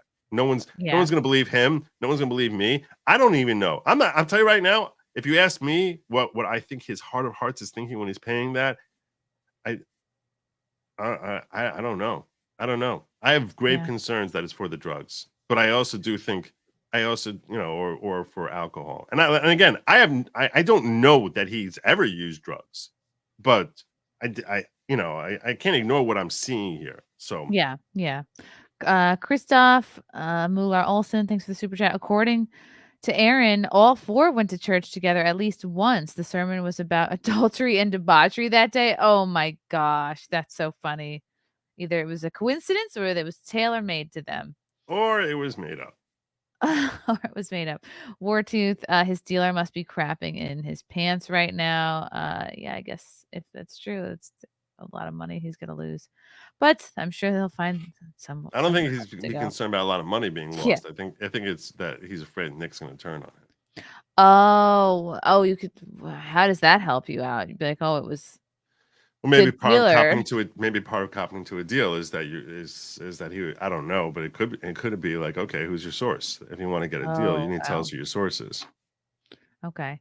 Filthy Gasian use Destin on every diaper charge. Actually, Destin does work wonders. Queen Bee, CASA is the court-appointed special advocate for children in the CPS system. Okay, thank you for clarifying That that. is, yeah. Vinny the D, if he got caught with drugs and alcohol, but the kids were well taken care of, how different would it be? Started watching before Rittenhouse. Damn shame. Yeah. Yeah. Yeah, I think it would be a lot better. I mean, that describes so many people. Like, Yeah. Yeah. And that's really like, this is where we started the show, and and I think this is really a great way of encapsulating it. The kids are the factor that changes everything. Literally changes everything. And if in fact they've, there's been, more than your incidental neglect that every working household, to some degree, kids are going to be, if you have a working household, you wouldn't call it neglect, but it's certainly not, you're not monitoring your kids 24/7. Frankly, it's not even healthy to monitor them 24/7. But to the degree that there's a lack of failure to ensure their maintenance on a mhm. day-by-day basis, which is a failing of a parent, to the degree that existed, and no one ever wants to see that. It's not excusable. And the fact that it's sort of self-involved in taking care of yourself with drugs is what makes us sort of get angry. Like Yeah. how selfish are you? That it's like you need to go get high and F your kids and what their needs are because you need to get high. That's where the outrage rises up. And I totally, as a parent, I have 6 kids of my own. As a parent, I totally understand that outrage where you're like, that is just selfishness, which is inexcusable. And I'm hopeful that I'm hopeful it's just not true. Yeah. I'm really, Does but I Kayla don't have a know. day job? Like, is she, or is she? Are they all like kind of there from home? I think Um, she's your. I think she's. I think I'm not sure. I'm not sure. I don't 'Cause want. I that don't would want to guess on that. explain. Okay, like if she's gone all day at a job and No, uh, I think if anything, she works in the house. okay. Oh, Nate the If lawyer. she, What's up, Nate? yeah, The 4 people are actually named in the document. That's why you see those names there. And when you see an anonymous person is referring to one of the names listed in the supplemental report. Thank you, Nate. yeah. Nate knows his stuff. Okay. Jonathan Baxter, you can make the stream very short. Nick made you money. So you're happy to excuse him as a drug-addled kid neglector. It's okay. Just own your own amoral grift. Take my $10. Worth it, right? Oh, well, this was sent like an hour ago, so I think we've probably discussed someone who would have this point of view. Yeah. Yeah, Okay. no, we're very clearly not doing that. Charles asks, great to see Joe here, Chrissy. I think we are all just shell shocked to see someone who has been so blessed just throw it all away. Crazy what's going on Yeah. with Nick. Doesn't make sense. Also, chirp. Yeah, Definitely. you know, Mekator made that point, which I thought was an interesting point, which is you know, you had life by the balls. You had life by the By the balls. baldo. Yeah. By the and then well, it started falling apart when he substituted the balls with the baldo. Right? I mean, let's face it, right? That's really where everything started falling apart. Yeah, he was someone so many people looked up to, respected. He's funny. He's Not respected, like practically worshipped. Like practically worshipped. yeah. I mean, that's where he was at. I mean, whatever level of admiration or acclaim or popularity you or I have ever had is a joke compared to the levels of, you know, where people was saying Nick for president, and you know, and you know, and the lead attorney was talking about how he saw him at one of those, you know, Vegas type of meetup type of things, and he said, and he tells the story over in such a phenomenal way. I highly recommend Lead Attorney. This guy is awesome, smart guy, great guy. Very entertaining. I'm a huge fan of Lead Attorney, and he talks about how he met up Nick at one of these meetups. He's like, and there's a stage, and it's so loud and so crowded, and I got fans. People love coming over to me, take a picture with me, and stuff like that. With Nick, it was a whole different thing. Oh yeah, he I think he goes to Anime Matsuri just about every year, and Yeah. has a table, has a long, I'm sure like a long line, just as long as like a Critical Drinker or Gary from Nerdrotic. Like tons of fans. Yeah. Yeah. So I think it was one of those Anime Matsuri things that he saw Nick, and when he saw him there, he's like, I see this guy go up to him, and he says, I just had a baby, and you know, give a toast to me, because you know he's famous for his toasts. So Nick is sitting on the stage, and this guy's standing. So they're basically the same level, because Nick is sitting on a stage, and this guy's standing up. And Nick, he said, I couldn't hear anything that he's saying. Because it was so loud. He's only 10 feet away from me, but I couldn't hear a word he's saying because it's so much noise going on there. But I'm just seeing this guy listen to Nick as Nick's giving his toast to his newborn baby. And this guy looked like he was having a religious experience just listening to him. He's closing his eyes. My He's like, God. yes, Wow. yes. He's like, and I saw a lot of this. He's like, this is the level of admiration that this guy had. And this is what he let drugs do to him. You know, this is what, you know, this is such a wake up call as to, like, you know, no matter how high you are in the social sphere, how the drugs are together gonna, you seem, how with it you seem, how you know. everything, yeah, that can slip away like that if you make that type of mistake. And it's such a cautionary tale as far as, like, don't think that you're above it. Don't think that it's not gonna, you can handle it or whatever. You can't. And it's terrible. It's terrible cautionary tale. Yeah, and Because some this folks have guy, a longer runway than others and can last months, and others, I'm like, thank God this wasn't like an OD situation. and I'm not, you know, I see someone saying Nick was not divine, Joe. OMG. I'm not saying I looked at him that way. I'm not saying that I was. I'm saying is that's the level of respect people had for him. And what I'm saying is that he was, you know, he was like a cult leader in certain ways, and it was just, and he, for a large number of people, and no matter how admired someone is, you let drugs into your life, and how it's just the fall. It's not a matter. You're right. It's the runway. How long is it till you hit that crash? How long is it till you hit that crash? Some will be shorter, some will be longer, but that crash is in your future. It's coming. Yeah. Das Pooch, he had everything, family, friends, lots of money, and chose to spice things up with hard narcotics, sympathy for the kids, none for him. F. Nick. Oh, thank you, Das Pooch. Goger, Nick lied and manipulated everyone around him and is showing zero signs of regret for his actions. Viva and Barnes are also actively lying about the facts. Are they lying about the facts, or they're just really covering the constitutional aspect of it? That's Viva and Barnes are as far as I've seen, Barnes had a whole take about the constitutional element of it that I disagreed with. I was like, I don't think, I don't, and to be clear, I disagreed with it as far as it being a strategy that should be entertained at all. In Nick's case, I think it's a terrible strategy as far as this, where he's basically complaining that Minnesota statutes are unconstitutional. They try to take away your guns right away. They're persecuting political enemies the same way that Trump's being persecuted, that Nick is a political enemy of the Candy Yohai officials, and that's the First Amendment issue, and all these different constitutional issues. And I'm like, yeah, okay. And so you throw that in a motion, obviously, because you're going to throw out every defense you can if you're his defense counsel, but that's not the nature of what we should be focusing on as to what Nick should be looking for today.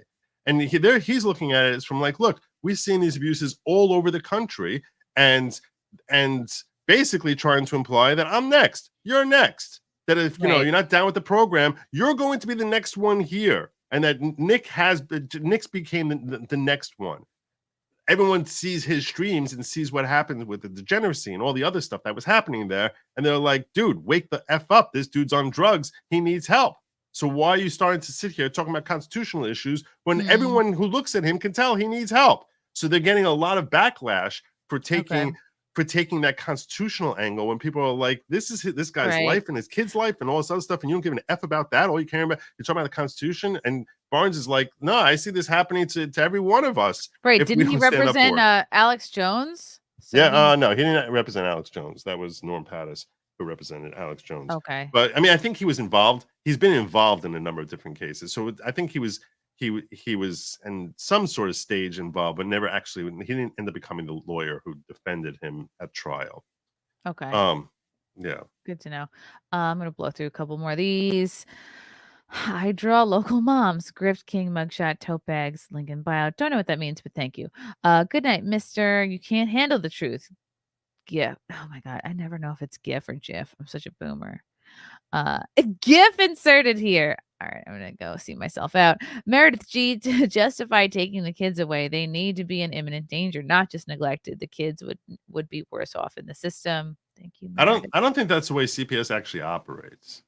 But I think that I don't know. I don't know enough about the CPS system to tell you where their standards are and how they operate. I really don't know very much about that at all. So I don't know. No.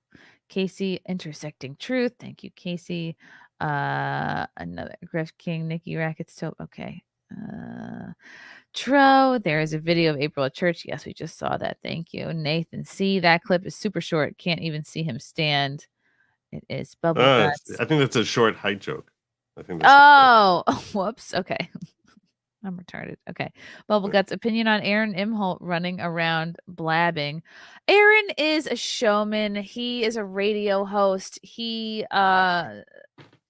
you know what? Yeah, if he is, I mean, it's what's stupid. The difference between grifting and talking about your life and what just happened to you, and like the literal ruin of his marriage? And I think like it's probably exciting and a lot to talk about now, because for months he couldn't talk about the fact that he and April were divorcing. He couldn't talk about this relationship. He couldn't talk about any of it. And now that it's all kind of out in the open, I understand his desire to want to put his say out there, and instead of letting the rumor mill put it out there for him.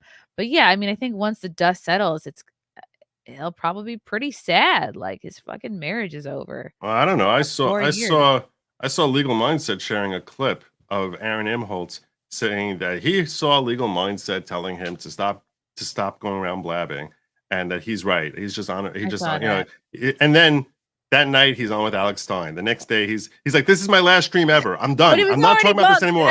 I'm and completely then done. 2 more, and then I'm Completely done, and then 1 more next week, and then I'm really done. And then I'm really then done, we'll and then I'm see. really done. We'll And I'll see tell you what right happens. now, he'll be done when the fans stop listening. That's when he'll be done. Yeah.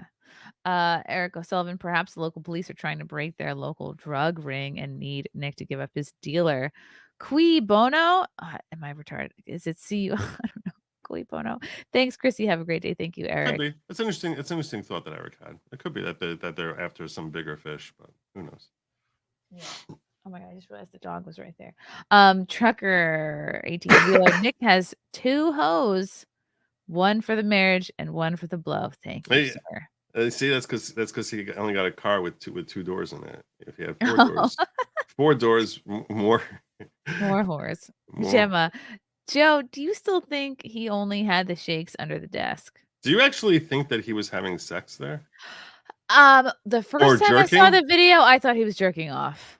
Like absolutely Really? jerking off, and didn't realize the camera was on. That's what I thought. And then I went online and people go, "Oh, he's getting blown." And then some people think, "Oh, he's just out of it and maybe just scratching himself." I don't know, but my first impression was like, "Oh, he's jerking off." But that's just where my mind went. I think that we see him shaking a lot over the last couple of months, and when he's clearly not in a sexual encounter. So Right. So I don't know. Everyone's sharing the church thing, and the reason they're sharing it say, see, he's got the shakes there. So I don't know. So it's like, which one is it? Is it that he had the shakes because he's engaging in sex? Making a martini. Orville, supposedly 90% of addicts die of their addiction. Has Nick passed the point of no return? God, I certainly hope not. I really hope he turns it around sooner than later. John Wayne, the most immediate concern should be that Nick stays alive long enough for a redemption. Amen. Oh, Amen. That's scary. What's up, Jonathan? Hi, Joe. Hi, Chrissy. Thanks, Joe, for talking me to sleep the other night. Lil, I'm liking this stream with all the explanation. He just called you boring. Yeah, no, I'm professional Somonex. That's what I do for a living. Is I basically talk to people for 2 hours a night, and they pass out listening to me. Soothing. You should record a book on tape, like Joe talks law until you fall asleep. I can't tell you how many times I've gotten complaints that I got like these different horns I blow when I get like a bigger super chat, and people are like, "Dude, I was totally asleep. I was totally asleep." I think Get a megaphone. Get a megaphone. No, I know I'll tell you. I think it's the tone of my voice or something like that. That is, or you know, I don't know, something, or it could be the content, or it could be the content. I don't know, but I'm good at putting people. Both. Yeah. It's all good though. I appreciate it. Joe, if the kids weren't neglected, no one's complaining to pastor and cops don't get called. So that's my question. And that's great. That's a great question. And my question is, okay, then why are they talking about April and Aaron? If it's really about the kids' neglect, if that's what it is, why are you talking about April and Aaron? And that's why I think that, I don't know, maybe like where do they come into that whole thing as far as, unless you're saying they're neglected because he's got you know, some hedonistic lifestyle and that's why they're being neglected, which I guess that's also gross. That's not any more excuse than drugs, right? If it's like you're all about your self-gratification, whether that self-gratification is via drugs or sex, it's the same thing if it's resulting in the neglect of the kids. So yeah, the kids are the X factor here. If the kids are neglected, there's no excuse. What is the excuse for neglecting kids? What is the excuse? There's none. And I would never ever try justifying that. I'm simply saying I just want to wait and see as far as what the story is with what we learn about what the situation is with the kids. And I don't think that makes me a crazy nose guarder to say, okay, let me just wait and see what the actual story is. There's a lot of people, a bunch of people talking. I certainly have I'm enough of a level that like I have concerns, but I do know this. If you listen to Nick and his stories and what he says, and I started this off saying I don't think anyone is being 100% truthful, open and truthful with all of us. I don't think the cops, I don't think Aaron, and I definitely do not think that Nick is being 100% open and truthful with us. That being said, so what we're doing is we're sort of trying to figure out what part here is truth.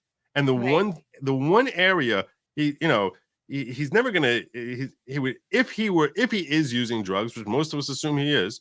So certainly after that, we see the report for what they found in his house. So most of us, and if not from what we've seen on shows and whatever, and that stream, but so most of us are at that place. We haven't heard him screaming of that he's never used drugs or something like that. Certainly since this thing has come out, the way we've seen him basically say like, F no, my kids have always been fine. He's been so vocal and adamant about how they've never been neglected, how they're properly maintained and cared for, and how he's basically killing himself driving around 80 miles a day trying to make sure that they're actually, happy and properly taken care of. He's so adamant about that it's like, okay, if we're going to believe him on anything, that's the one area that I'm like, okay, And you if know the what? body I'll give him cam the benefit of the doubt there until I know otherwise. And I So think what do we do? The body cam let's say the body cam footage comes back, the kids look fine, they don't look disheveled, they look normal, they don't look like in distress. How do you discount the children's own firsthand account of being hungry and smelling and wearing the clothes for days on end? so let's get past that first hurdle. Let's get Yeah, past it's a that what first if. hurdle. Yeah. Yeah. MLS God of Law. I am pro Nick. I am pro Nick getting clean. I am pro Nick getting his kids back. I am pro Nick getting his life back. Yep. Hey, Here Ron for Coleman that. in the chat. Oh, what's up, Ron? Yeah. Dread Clown Nick's youngest is 7. Why is a pre-K teacher involved? That's I don't know. Maybe she just was like available. Chris B, though, I generally dislike Nick after his switch into drama over law. I just want him and Kayla to get better for themselves and be good parents. They are good people when not held down by addiction. Thank you, Chris. I could have written that too.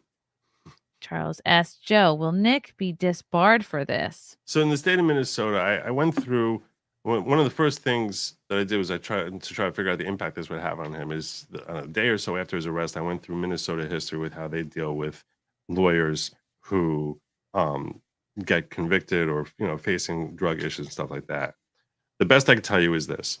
And I saw something, you could probably Google and find it relatively quickly, which shows 2022 statistics from Minnesota with respect to their disbarments and suspensions. And they list off how they had, I think, 14 people disbarred that year and a number of other people suspended. And they list what they did wrong. And the people who were disbarred, which means losing your license altogether, were all involved in some level of illegality relating to the practice of law or fraud, meaning fraud not in the practice of law, but being really deceitful and trying to rip off money. And you can understand how, from the Minnesota bar perspective, someone who's engaging in fraud outside of law is likely about to rip off their clients too, because they don't care who they're ripping off. So that's where someone gets disbarred, because they're very, very concerned about attorneys having access to lots of money that's not theirs and taking advantage of that. So if there's someone who's crooked in that way, that's where you're looking at quick disbarment. With situations where someone is involved in non-attorney related stuff, not fraud, things like and not violence, but something like drugs, it seems as if their normal course of fare is to issue a suspension in varying degrees, depending on how egregious it is. So what I would say is, assuming he cops to something, or to a lesser charge, or if he were to get convicted of drug usage or possession, I would anticipate, I'm not telling you the future, but based on history, we should anticipate he would face a suspension, and the length of that suspension would probably depend on what it is he cops to or is convicted of. Okay. JH, Nick had all this coming due to his problem of fraternizing with yids. What's a yid? A yid is trying to say Jew. Oh, I don't think the imholtes are Jewish. No, they were all at church. Slosher, not only did Nick have people who worshipped him, he also had the opposite. Clip channels full of people that hated him in a way I never saw for YouTubers. It's on Nick that he let it get to him and gave them what they wanted. That's an interesting point. That and it's true. He did face a lot of hate, and you sort of wonder if that hate drove him pushed him in this sort of way. I don't know. The person who knows that is Nick, and Nick sure as hell isn't talking and should not be talking about that at this stage. Yeah. Antoine Rakamura, can anyone point to any evidence of actual child neglect? I'd love to hear it. If so, no one has shown any evidence of addiction either, just conjecture. I mean, I feel like that stream where he was looking really strung out is I mean, you'd have to be really, I don't know, tired, starving yourself to get to a place where he looked how he looked. You'd have to do a really good job convincing me a lot of other things were going on that didn't involve drugs. And there's proof of all the drugs found in his house. So I'm that not. that to I'm. me it looks pretty like I don't think there's anything. I don't think I'm revealing very much. I'm giving a little bit more background without revealing too much. If I tell you that after that stream, I know of two different groups of people, friends of his, separate and apart from each other, who were all looking at the idea of trying to quickly put together an intervention. yeah, I heard that was happening too. Just based on that. So people who think that his friends didn't care or were happily enabling or stuff like that, it's crap. You just don't know. It's not something that people are going to talk about, saying that I was involved in this and I was doing that, and this is. It's like there's what I can say. There's what we can say publicly, and then there's the same way. If I'm yelling at Nick about something, I'm sure as hell, and I'm not gonna say that publicly. Things that people talk to me about privately. I mean, I'm not sufficiently Right. an a-hole that I'm gonna share that publicly, and then people just assume that nothing happened. It's their own biases which lead them towards reaching those conclusions rather than recognizing, hey, if I was his friend, would I want him sharing the conversations that he has with me? Right. I mean, there's difference as far as I can readily admit that I have appreciation and admiration for the Nick that I met, and that I'm disappointed and frustrated with the Nick that I've seen, certainly, and that disappointment has only increased over the last couple of weeks. That's different from me basically sharing with you private conversations that I have with the dude. Yeah. Yeah, you don't want to share private conversations unless, my God, it's like a life or death situation. Um, Phil B, thank you so much for the super chat. Explain to us what will happen to Nick in the worst case scenario. Ugh, I don't like the worst case scenario is he overdoses, which nobody wants. Yep, that's the first overcase. That's the first worst case scenario, or self deletes in intentionally. That's the Yeah. worst. That's the worst case scenario, or engages in violence. Let's face it. If there is, if our assumptions about drug use are actually reality, in that case, drug use often leads to violence. That's so that's a terrible scenario. Him harming those around him who he loves. That's the actual worst case scenario from a legal perspective. Worst case scenario is that they find more and they basically put him away for life. Take away his kids and say your life is over. That is the worst case scenario, I think. Horrible. No one wants that to happen. Nathan C. Camelot said Nick confirmed that kids were taken. By the state. Really? Well, I mean that they're By the grandparents. By the grandparents. Yeah, when I say the state, I mean the state, that the state compelled the kids to be away from him. Frank Hernandez, Joe, do you agree with me that Nick should plead down to a Class D felony possession, time suspended with monitoring, probation, and a fine? Oh, hi, Chrissie. Absolutely, 100%. And that would certainly include rehab. They would never do that without him and Kayla getting rehab. 100%. This would be the most amazing thing if that were to happen and he went through the whole rehab thing and actually did this properly. This arrest would be the biggest blessing for Nick's life. It would be. That would be the rock bottom, the wake up call. Yeah, I pray that what we saw last week was the lowest moment in his life. Nathan, I hope Nick posted bond to be with family. Great point. And I happen to know Nathan. Nathan's someone who's helped me out on my channel in dealing with my lawsuit against Judge Mersham, where I'm trying to ungag Trump. So he helped me with like creating PDFs and stuff like that. He's great. I love Nathan. So this is a phenomenal point that he's making that that neither you or I did mention, that one of the restrictions in that conditional release was that he not just no drugs or alcohol or guns, but that he was not allowed to leave the state. And his folks live down in Florida. So Oh, so it's possible now. I believe they're up in Minnesota right now, but it's possible that part of the reasons that he posted bond was to leave Minnesota. It's a great point, Nathan. thanks, Nathan. Mr. E, all hail Good Logic, supreme leader of the following non-cult type of cult. Taker Right. 47. But Mr. E is great. Yeah, my show is called The Following Program. So people who end up joining my channel become followers. But the following is not at all a cult type of cult. So. Yes, everyone follow Joe. Mary Rose, thanks for the super chat. So none of you have brought your kid to the ER because of an accident, and next thing you know, you're fighting CPS. They aren't looking for the truth. They disobey their own rules.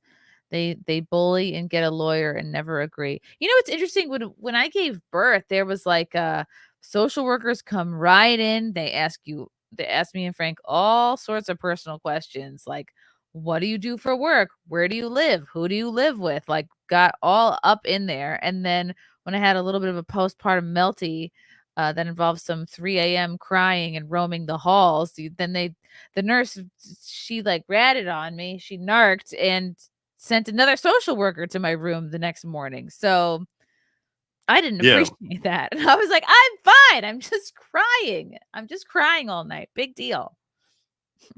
So what if I'm roaming the halls being like, where's my baby? Where'd you take him? I just had no sleep. Voice of the people. It's not shaking when he says, really? You want to do this now, while looking at the floor between his legs before the motions. By the way, Joe, you and Rob Gouveia make a great team. Rob Gouveia. Yeah, we both spent a lot of time focusing on legal issues with Trump. So, and Rob is phenomenal. Big fan of his work. He's just a smart guy, great content creator. I strongly recommend him as well. He's great. Ooh, we'll have to do another episode. So what's up, Cecil? I'm sad that Donovan isn't alive to ship post this. Yeah. Rest in peace, Donovan. I miss him all the time. I am binary mind. Joe brings you law ASMR. I actually, when I was working on my motion and my application to get Trump ungagged. So this is what that last comment was about. So I literally started. I knew everyone wanted to know. Everyone was watching my channel and wanted to know how that was developing. So I said, you know what I'm going to do? I'm literally going to do my legal work online, not talk to the audience. They're just going to watch me typing and watch the sausage being made as far as me trying to create these different documents. I drafted the petition, I drafted the motion, and I basically turn my camera on, not talk to the audience, and they just had a big screen where they're watching what I'm typing and how I'm putting everything together. So all you heard was click, click, click, click, click, and every once in a while me muttering myself, screaming like, I suck. No, that's got to be better. That's too weak. Make this stronger. Cut this out. But it would be like 10 minutes of silence of just clacking, and then I just sort of like look at what I wrote, and I'd be like, no. Or sometimes it'd be like, oh, that's good. Oh, that's really good. That's really good. So like that's basically, and I started calling it lawyer mukbang because that's essentially what I was doing. So I had like 3,000 people live watching me just type a document. I couldn't even believe it. Interesting. That's something for everyone. Yeah. Thank you, Spectral, for the 10 Chrissie Mayr memberships. Mr. Ray, Joe, is it true 25% of all drug users relapse in a bathroom with ski mask and Bill Schultz at a Chrissie Mayr wedding? Aw. There was some gentle drug use at my wedding. I did not find that out till after the fact. Some people were microdosing. I just thought they all liked to dance. M4A now. When Nick was fapping, he had just been sent a picture of a purple dragon, not safe for work image. He was, I don't know what that means, but thank you. Unchristian. I don't think selfishness is the right frame for this. Nick has shown himself to be a giver. To act like someone is making choices once they are addicted doesn't understand addiction. Right. And frankly, there's a lot about addiction that I don't understand well enough. So yeah, and it's people can speculate on when they want to pinpoint when exactly he became a different person, or the drugs took over or whatever, and only really he probably knows that for sure. Malcolm Ferguson, according to Kurt, under Minnesota law, Nick is unlikely to face jail time over the current charges. Of course, that doesn't take into account anything he hasn't yet been charged with. You think more charges could be coming? Kurt is a reference to uncivil law, by the way, in case you're wondering. I think you met him, right? In one of Nick's streams, probably. Oh yeah, I think he's been to. No, maybe that was Jeff, who was at Anime Matsuri. Yeah, I think Is he the guy he with was the there. hat? He was. Yeah, he's the guy with the hat. Okay. Yeah, he's the big guy with the hat.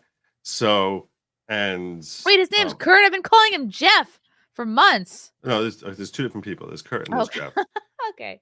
Kurt has like the reddish hair and is balding, and they both wear hats. So maybe that's why we're having this confusion. Jeff is Legal Vices. Legal Vices is the one who everyone calls Lorax because his beard looks like and mustache look like the, the Lorax guy. He's the North Korea guy. Yeah, the North Korea guy. So I think he's actually in the country now. He's on vacation here in America. But I saw a video of him in Vegas.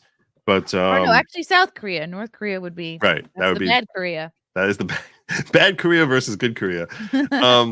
Yeah. So that is Jeff. Kurt is uncivil law. He's the big guy with no facial hair and wears a hat frequently. So but they're both very smart lawyers. I'm friends with both of them. And yeah, they basically have a grid as far as on the chart. That's why the numbers I was giving you as far as the number of months that he'll be facing as far as sentencing guidelines. But those sentencing guidelines, as Malcolm is correctly pointing out, frequently when you're talking in these scenarios, that the judge has discretion and frequently will cut those guidelines down to no time at all. So although you guys sort of have to ask yourself, because the judge assigns this as Judge Fisher.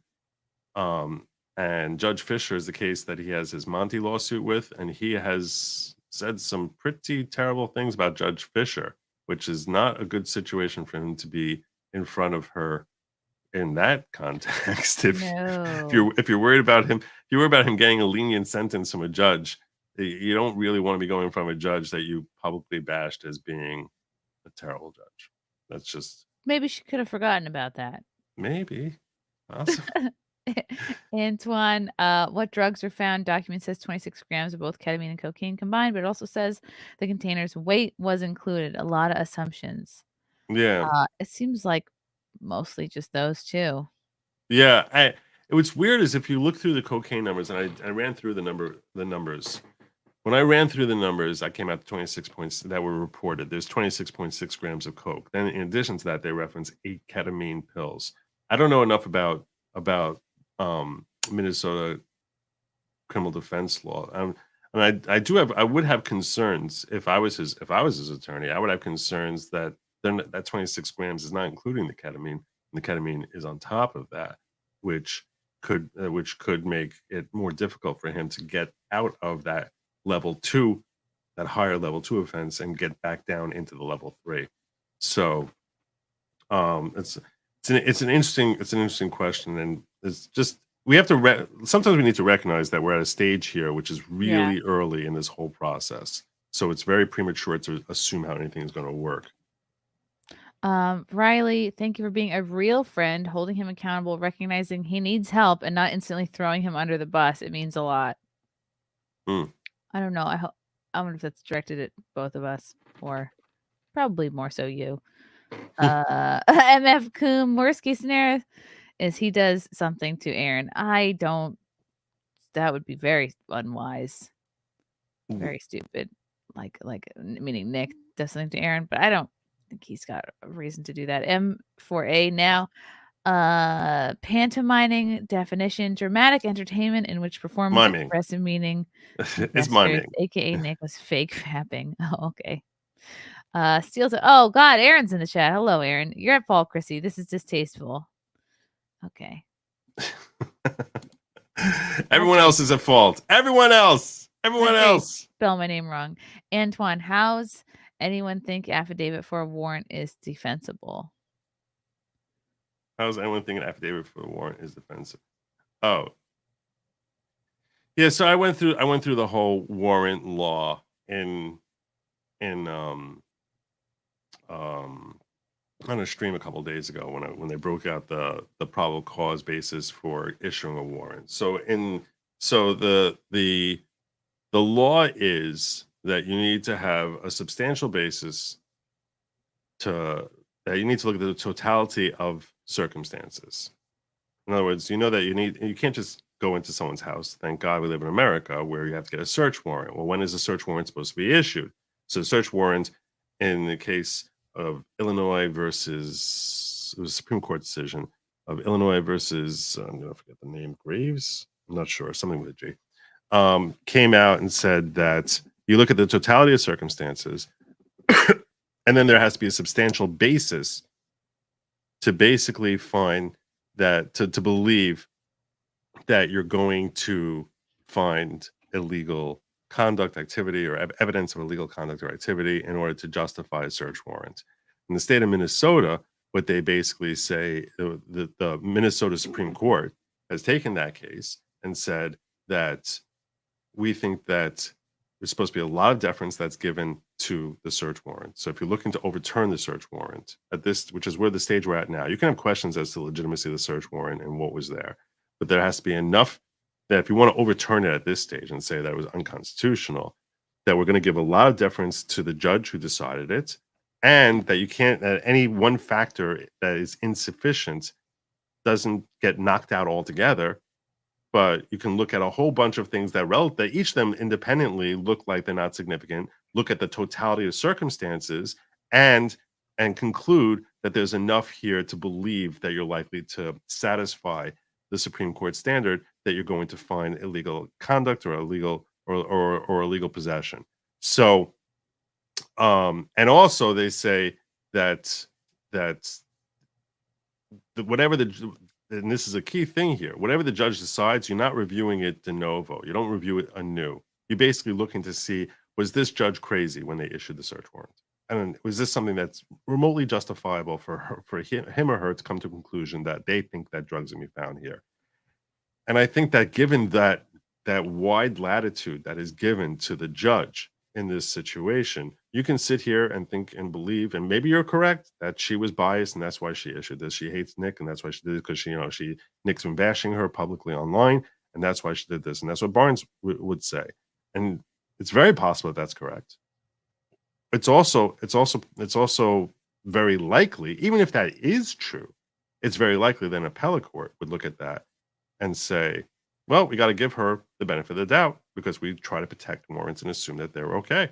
So I don't think that at this stage it becomes relevant anymore. It's more of a question about what's happening here as far as our understanding of the situation, rather than actually being relevant in a legal sense, as far as that Nick is going to win this war, win this fight. I mean, right now we want Nick to not be on drugs, right? I mean, I think that's where we're all out at here, and I think that's. I'm not saying it. I personally think if I saw that totality of facts, would I have signed off on the warrant? I don't know. I mean, it's a tough call. Would you sign off on the warrant? You saw what you've read what was said in there. The people are reporting that the 4 people complaining the kids are not being properly cared for, that there's this life of debauchery that's being implied by people moving into the house, but that's not, none of that is criminal. No, I mean, nothing, there's no urgency that we're worried about the kids, really. There's not really criminal neglect here.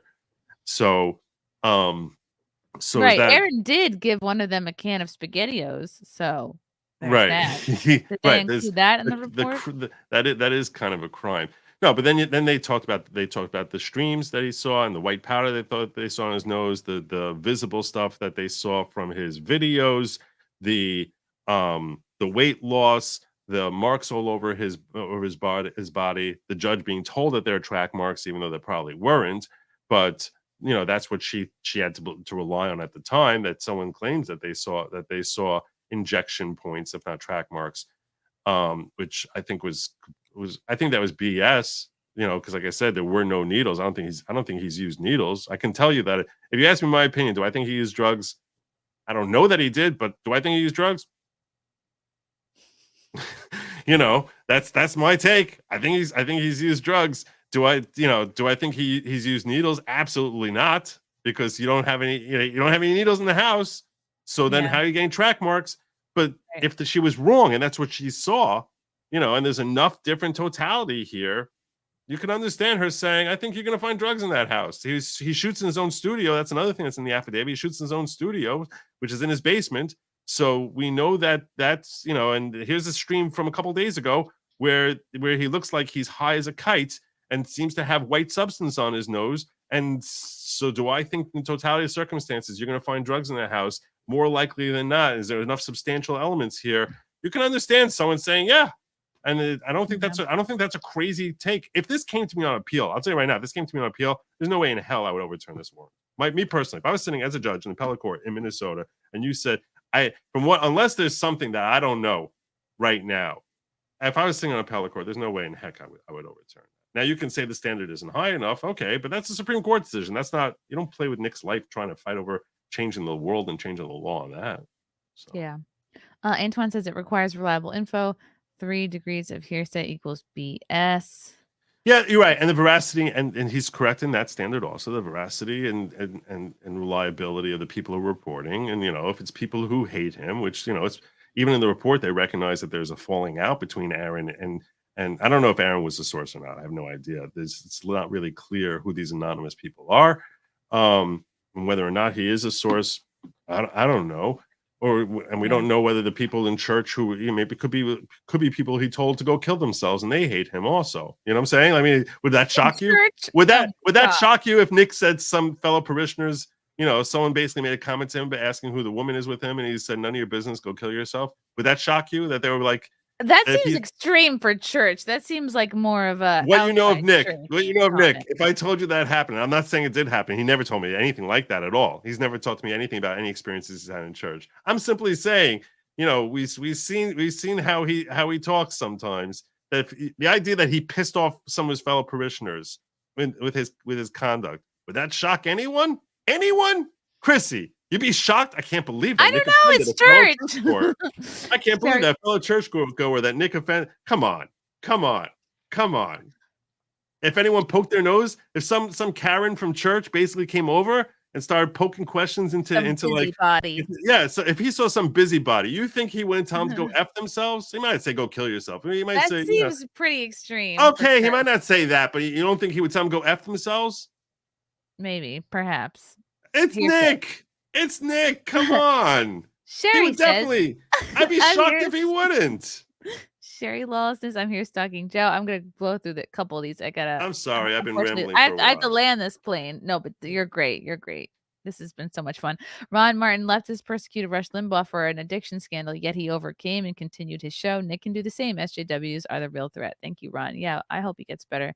Meredith G on 524. Huntley, Gruber, and Barnes had a really good discussion about addiction that applies that I recommend. It's on America's Untold Stories. Thank you, Meredith. I drove local moms. Nick mugshot tote bag. Oh, you made Nick mugshot tote bags. Well, everyone's gonna grift. Antoine, who claimed it? Not the guy who talked to the cops. Thank you, Philby. Thank you for the $10 and just a cat in a hat. It's a great super chat. Squabob, who do you trust? I trust you, Squabob. Phil B, Joe Biden. No, I'm getting that off. Xander, Camelot said Nick doing this since at least 3 years.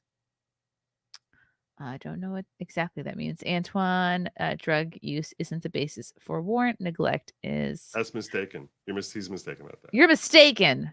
No, the drug warrant specifically says go look for drug paraphernalia. Okay.